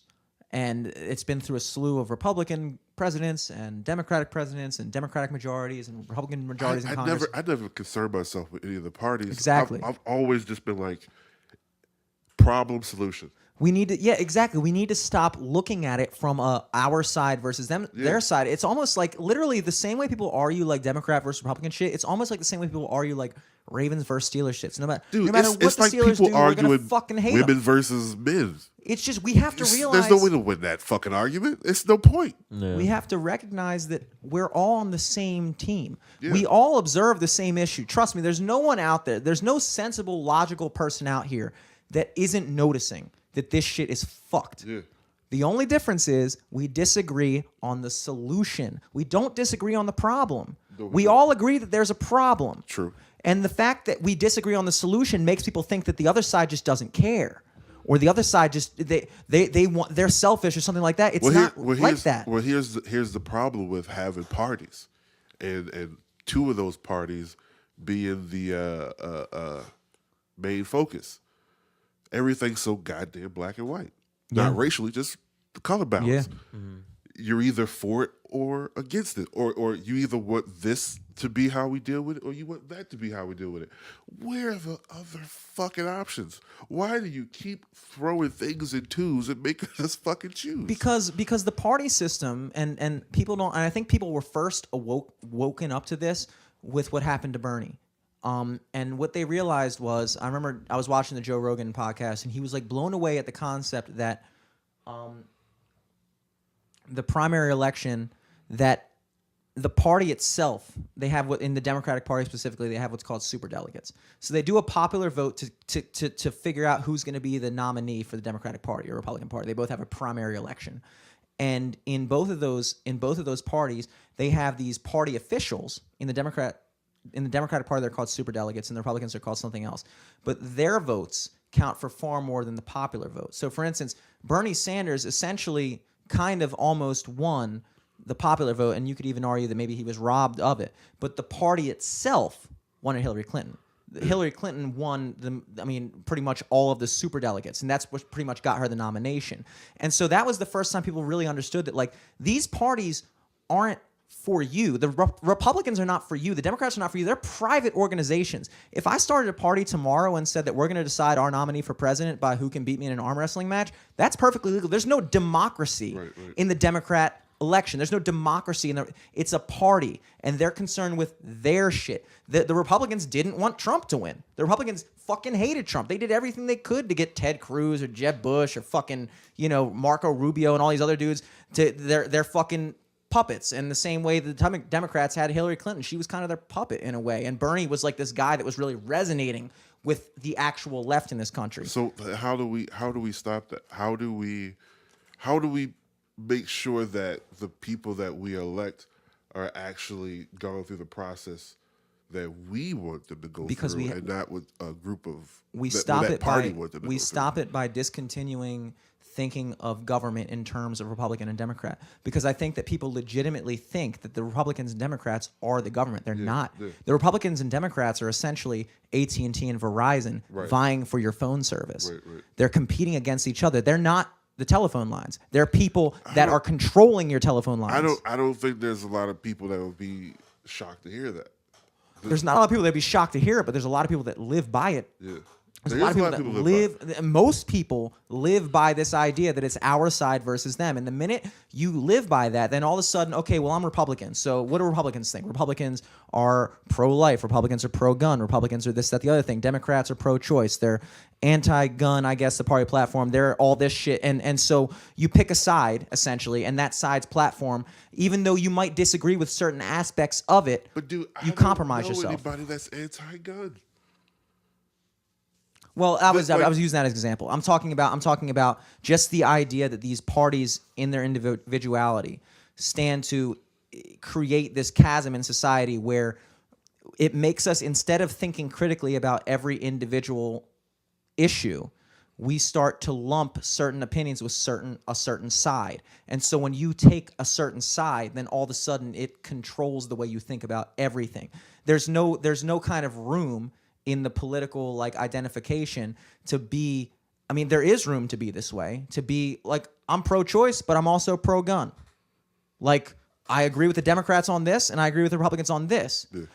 But because of the way our government's set up, or not the way our government's set up, because of the way our government has become infiltrated by these two major parties, it forces people to have to polarize themselves like that. Right. And so there's no room for people to meet in the middle and say, okay, here's the issue we have right now. We have an issue But does it force it, or are we just complacent? Are we just playing along? It's forced upon us. It's not the way it has to be. But you know how it is, dude. You fucking go to the fucking voter's box, and you vote for, if you vote people vote third party, but it's the stigma about voting for a third party in this country is a waste of a vote. Right. That's how it's thought of, and that's what it truly is, because the majority of people don't think outside of those two boxes. The majority of people think in terms of Republican versus Democrat. And so even if you do happen to be the critical thinking type of person that's going to say, well, this guy is a fucking libertarian, or this guy's a fucking Green Party or something like that, I'm not going to waste my vote.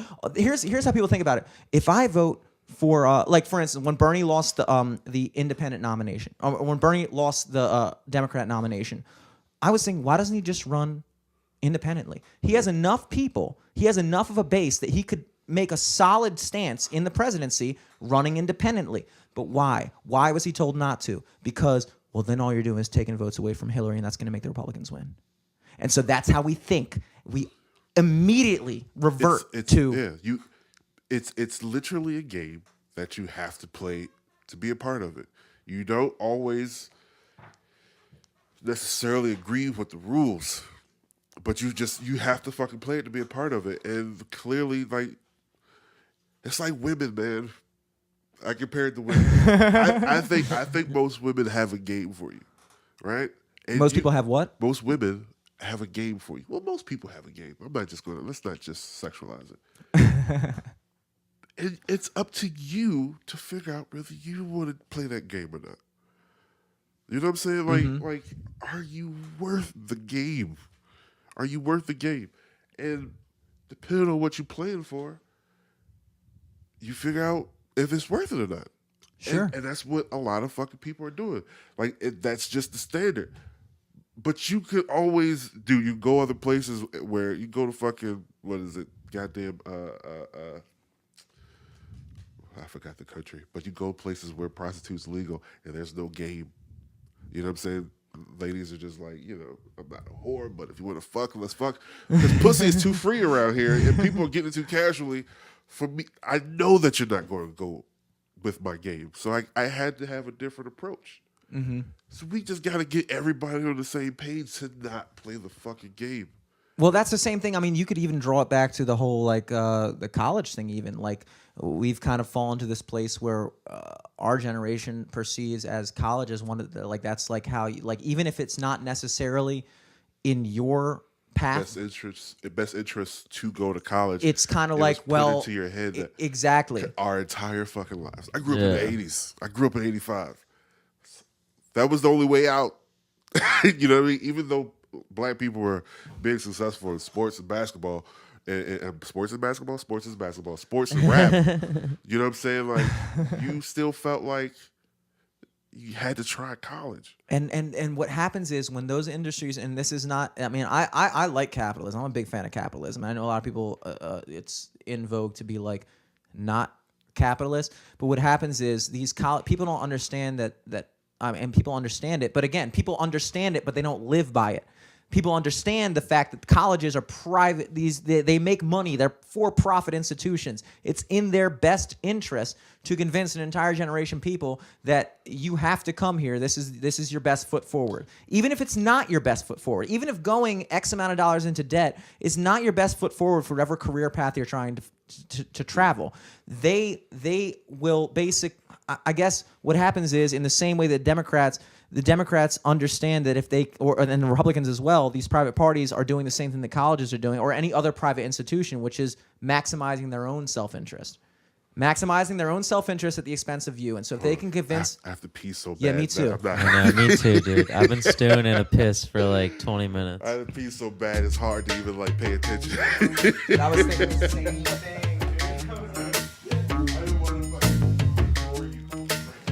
I feel like Beauty and the Beast was like the biggest Disney song before Friend and Me.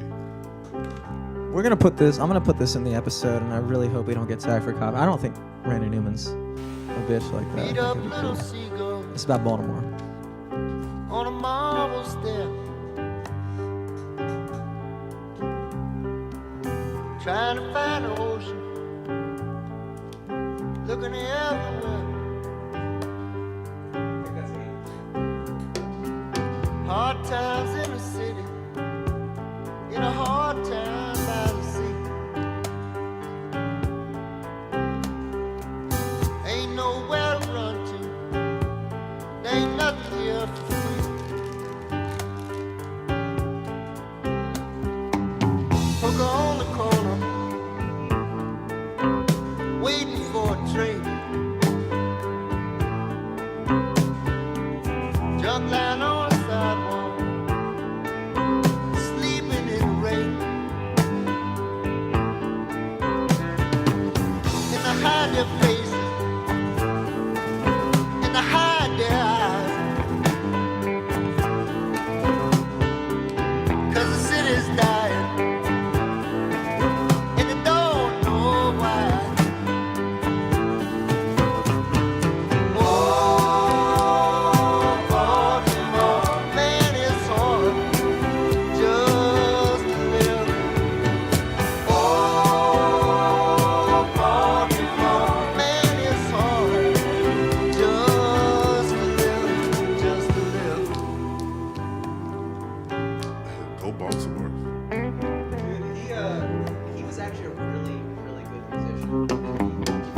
sister saying Dude, just because that song was on the Toy Story, it wasn't an accident. Really good song. by a big old wagon. Shit wasn't just, you just got used to it. Yeah, he didn't luck his way into doing Fuck that. no, this is a really good song. Never did Like he was a come PA in the fucking. where the mountains high. You got a real thing. I don't know why my Phil Collins sounded like Cosby. Till the Guy day like talking to one of the I said Phil editors. Collins. Baltimore, man, it's hard Yes, it's hard. just to live. Oh, Baltimore, man, it's hard just to live, just to live.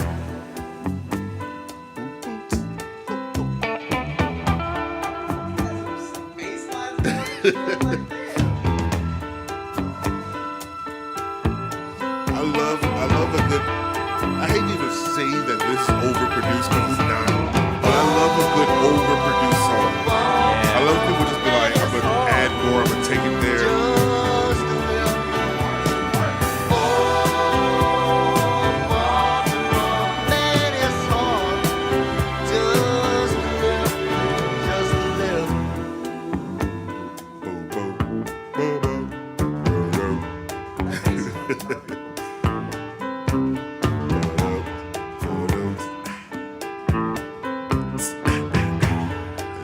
Post my ad-libs in there. There you go.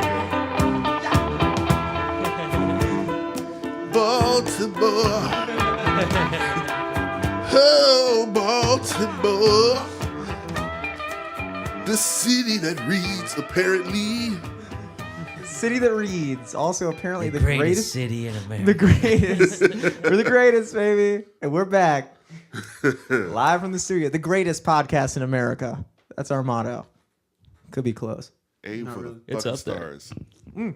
It's on the charts at least. It's definitely up there, dude. Yeah, It's I definitely felt on A chart. it's on A chart. I was feeling that piss for sure, dude. That was crucial. It needed to That happen. was See, fucking necessary. I'm used to it because, like, you guys are comics, so you get up, you do your fucking, Spiel. 15, 20, 30, maybe an hour.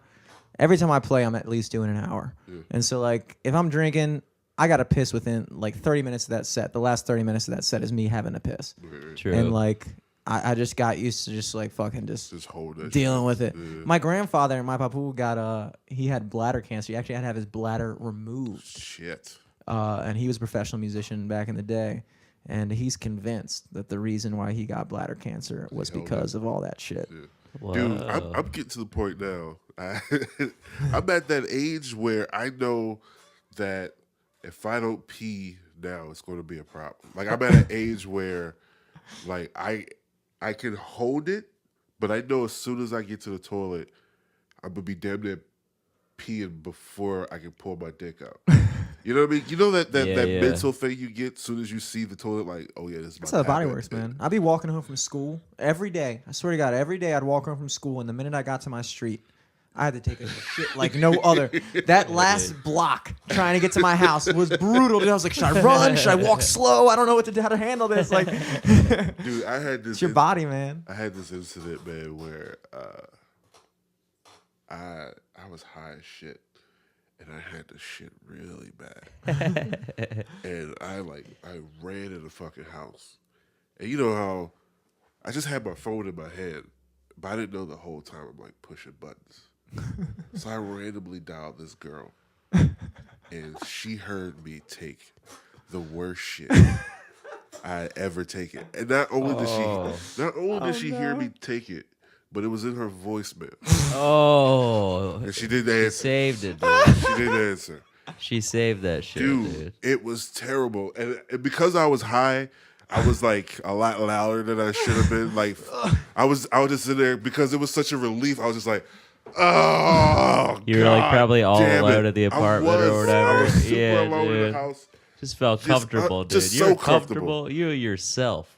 I was just like, oh God. And I was like, she got all that. And here's the fucked up part. It was in my back pocket.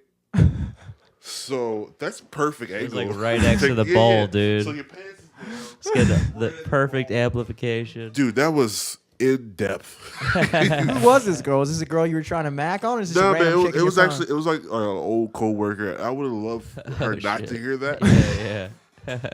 Did So- she ever bring it up? Like, was it ever discussed? I Like, called her. Never seen her in No, my I life. texted her. hey, just delete that message. Because I real had quick. Don't listen to it. I hadn't seen her in a while. And I called her and I was like, "Hey, man, yeah, I just left a fucking voicemail, I guess." And, Tried to cover it up with another voicemail. The good thing is, I don't think anybody really listens to voicemails anymore. I listen to voicemails for the express purpose of getting the fucking little loopy loop thing off the top of my phone. No, she Yeah. confirmed. She confirmed. I she get heard like it. the She text confirmed. to, She listened to it. do you get like the text to speech from your voicemails? Now, yeah, I get those. I can't even imagine what that was like for that. that would have been amazing. Just a bunch of like cartoon sound effect noises, and then This was a couple years ago, so I don't even know if that shit was available back No, then. she got that shit analog style, dude. She listened to that shit. She had the like she record sent it quality. to one of those like deaf interpreters. He said, "Blah." she like types it out for you. Jesus Christ. I knew I was still in a relationship, so thank God I was off the market because that would have ruined my pussy getting confidence. Oh yeah, you Like, can't. It's tough to get it's tough to get ass after you've taken a shit. You can't in front turn of that somebody. to It's pussy. it's just tough. It's Yeah. like it's weird. I know every girl has taken Take a a shit. shit, yeah. I Yeah. know every girl consistently takes shits. Like it's a part of their life. Dude. But the minute I'm a part of it, nah. It's just I too have hard. a theory that women take shits at like 4 or 5 o'clock in the morning.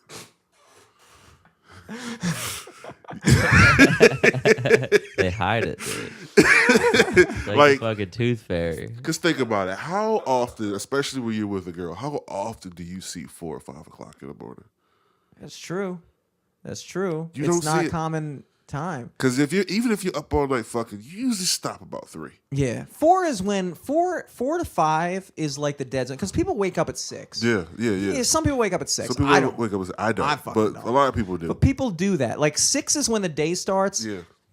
4 is when the day ends. 4 Yeah. in the morning is when the day ends. 4 to 6 in the morning. There should is be dead nothing. There zone. should be nothing going on. Nothing at 4 and 5 open. o'clock. Like Yeah, I don't care who the fuck you are. Your store is not open. Like it's next level, dude. And well, I mean, Those are the shitting hours. for women, yeah, I shit anytime during that. I took 2 shits today, dude. One at Subway, one at the porta potty next door. Oh, Fucking you use that- finally broke it out. Finally broke dude? it in, dude. I thought it was the perfect time. I thought it was perfect. See, we don't have a bathroom here, so like for me, they're doing construction next door, and the construction workers have a porta potty on site, which is crucial to me because every time I want to take a shit, I either got to go to Dunkin' Donuts, I got to go to Subway. But Jeez. tonight, right before you guys got here, I was like, I'm gonna take a shit in the porta potty. Like I got to take a shit. I got to do this. This is me right now. Do you And just sit down on it? I did because I mean it's not like a public thing. It was like the 4 or 5 construction workers. True. Now, granted, it wasn't granted, locked. I thought they usually locked that up if the construction workers. no, I think they knew that I might You need it. needed it. I've had a couple of them in here. They've chilled in here. Oh, for real? That's funny as fuck. Yeah, Holy dude, I'm shit. fucking sitting here like it'll be fucking door wide open. I'll be like listening to music. They'll come in. What are you listening to? Come in. Have a beer. They- Use some power tools later. Exactly. They know. They fucking know what's up. Dude. They're like, this kid's always in this fucking garage, always chilling. I'm gonna leave this porta potty open for him. He probably needs it. Yeah, you gave me a beer. I'll leave this unlocked. Yeah, leave it unlocked, man. Peaceful. It was peaceful. It was peaceful, and I sat down in it, and there was just the right amount of light. Yeah. The only problem with it was just dark enough where I couldn't quite tell if I was done wiping, so I might have overdone it. Right. Like it was tough. You know, I'm looking. I would wipe, look at the toilet paper, and be like, I don't know. Might as well go again. Just see. I don't know. Suffer But from that chapped being said, I asshole feel like hair. my ass is like the cleanest it's been in a long time. It's very it's up there. Dude, I don't think I've ever taken a shit in a porta potty. Ever? Ever. Come on. I have Ever? I have a serious phobia about shitting in public places. Like I'm like shit break from like. I mean, I fucking don't prefer American it, but Pie. like, how do you just not shit in a public? Sometimes you got to do it, You have to like Yeah, you just schedule gotta your life go around your sometimes. shits. huh? You have to schedule your life around your shits. That's true. That's what you do. That's what women do. Women Like, like they I feel were- like four or you five. can like you can optimize your life around shits, but like I don't know, man. Shits Like- just come and go. Yeah. Like, dude, when I worked in the supermarket, and there were days I had to be there like fucking 6 o'clock in the morning, right? And which for me was just like guaranteed you're gonna have to take a shit at work because you're not getting up. 5 early o'clock enough is to not take my a shit hour. dude. It's not. It's Yeah. women's shit hour. It's not my shit hour. So I just don't have to go. It's usually around like noon. You know what I mean? Especially because we're up late, right? Yeah. So I'd be like, dude, please don't have to take a shit at work today, please. And I hated it, man. Especially when we like shared a bathroom with like customers. I hated it. I have it just bothers my soul. I get over it because what I do is whenever I go in, I take like a paper towel and I put some soap on it and water and I wipe off the whole toilet seat. Really? I go ham on it and I wrap just that fucker up. You just what? I wrap it up. I wrap up the toilet seat, toilet paper. See, I can't do it's that. It's either that or it depends on what kind of bathroom it is. Because if it's like one of those like family style It depends bathrooms, if it's an emergency too. If it's an emergency, yeah, true. Sit down. But like, okay, so here, my shitting habits are usually, I try to find like a family bathroom where there's like a sink right near the toilet or whatever, and you can do the wipe off thing. You can just get like a paper towel, dampen it real quick, do a little squeegee on the toilet seat, bing bada boom, you're done. But let's say you're at like a grocery store, like a Wegmans. They have like the stalls, like a McDonald's or something. Yeah. You try to get the big stall. Sometimes you can't. And then like they have those little like toilet there's like tissues that you can like spread over the toilet. Yeah. They're like I don't know what they're called. I hate those things though. Yeah, dude. they never work. They always tear. They they're like fall into the water They're and louder soak than your the butt. shit you're about to take. That's Yeah. what I hate about it. Yeah. Or like they'll like catch your fucking shit sometimes. Oh, It'll be like fucked up, dude. So yeah, you gotta either go TP or you just gotta fucking bareback that dude, shit. If it's an emergency and I don't have time to like cover up the toilet seat, I'll at least do the dick area. Yo, literally, when I went into the porta potty, you know how like public toilet seats, they come to an opening right here? yeah. They like don't go all the way full Yeah. circle. You put a little loincloth no, of TP. when I walked in there, somebody had already done that. Ooh. There was toilet paper sitting right in the zone right there. And I was like, Oh. the fuck is this going on here? I guess people do that. Yeah. Yeah. I had to take more Because, toilet dude- paper and knock that shit out because I was like, this guy's dick was Dude, all over yeah. this. Because, dude, some people's dick touch the fucking toilet. And When that's I a lean scary forward, it thought. does, yeah. That's a scary thought. It depends on what mass I'm at. It's like sometimes it'll touch the top.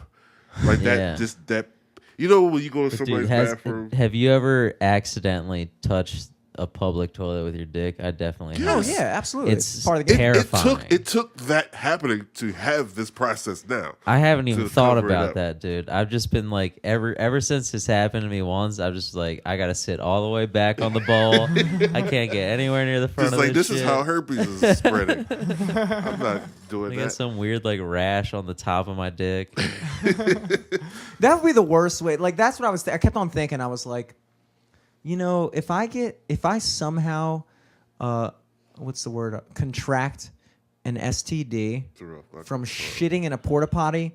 That's the worst way to get a fuck. It's like not even worth it. It's like at least if you contract an STD from fucking, it's like, well, at least I fucked. Like at least I did that. But like to get like herpes or something just from taking a shit, it's like, damn, this is no cost benefit to me. Yeah, if herpes is the receipt, Yeah, like the purchase cannot be. was it worth it? Of course it wasn't worth it. But like you can almost kind of just like go into a bad movie or something. Well, I did watch a movie. I don't know if I can know. But like, like You know, it'd be the worst though if you didn't even get it from the toilet, but you got it from the toilet paper. It like wasn't even like the gross ass like stained toilet. Some dudes are like, yeah, man, I usually put the toilet paper and cover up the seat, and then you know what? When I'm done, I just roll it right back up.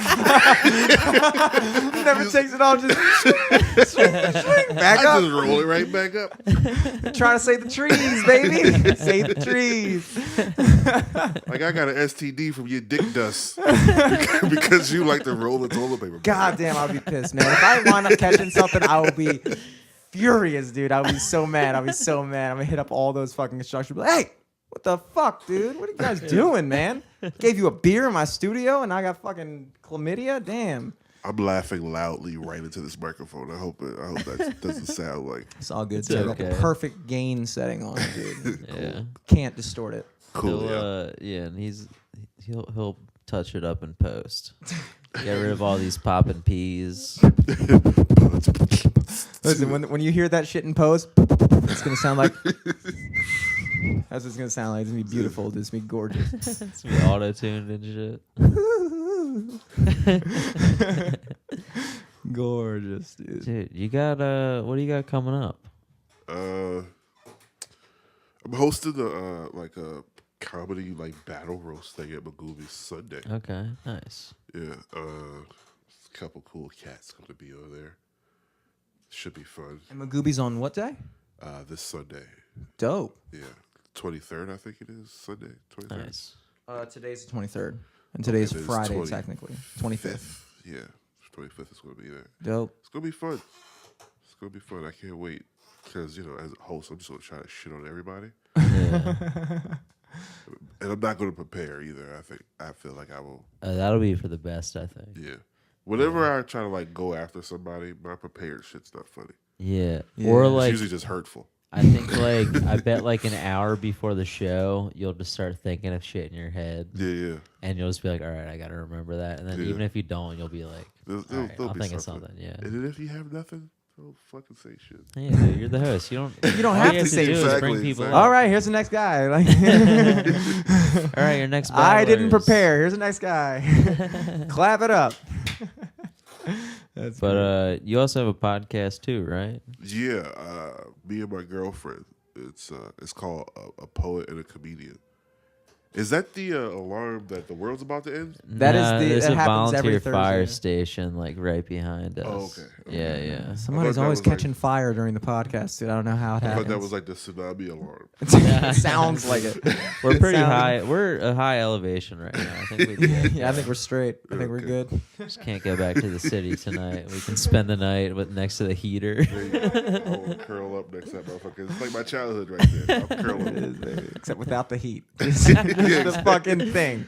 Just turn it off. I'm like, right at home. Cold. Give me a fucking Ninja Turtle I can stuff in the bars. And This is where you live now.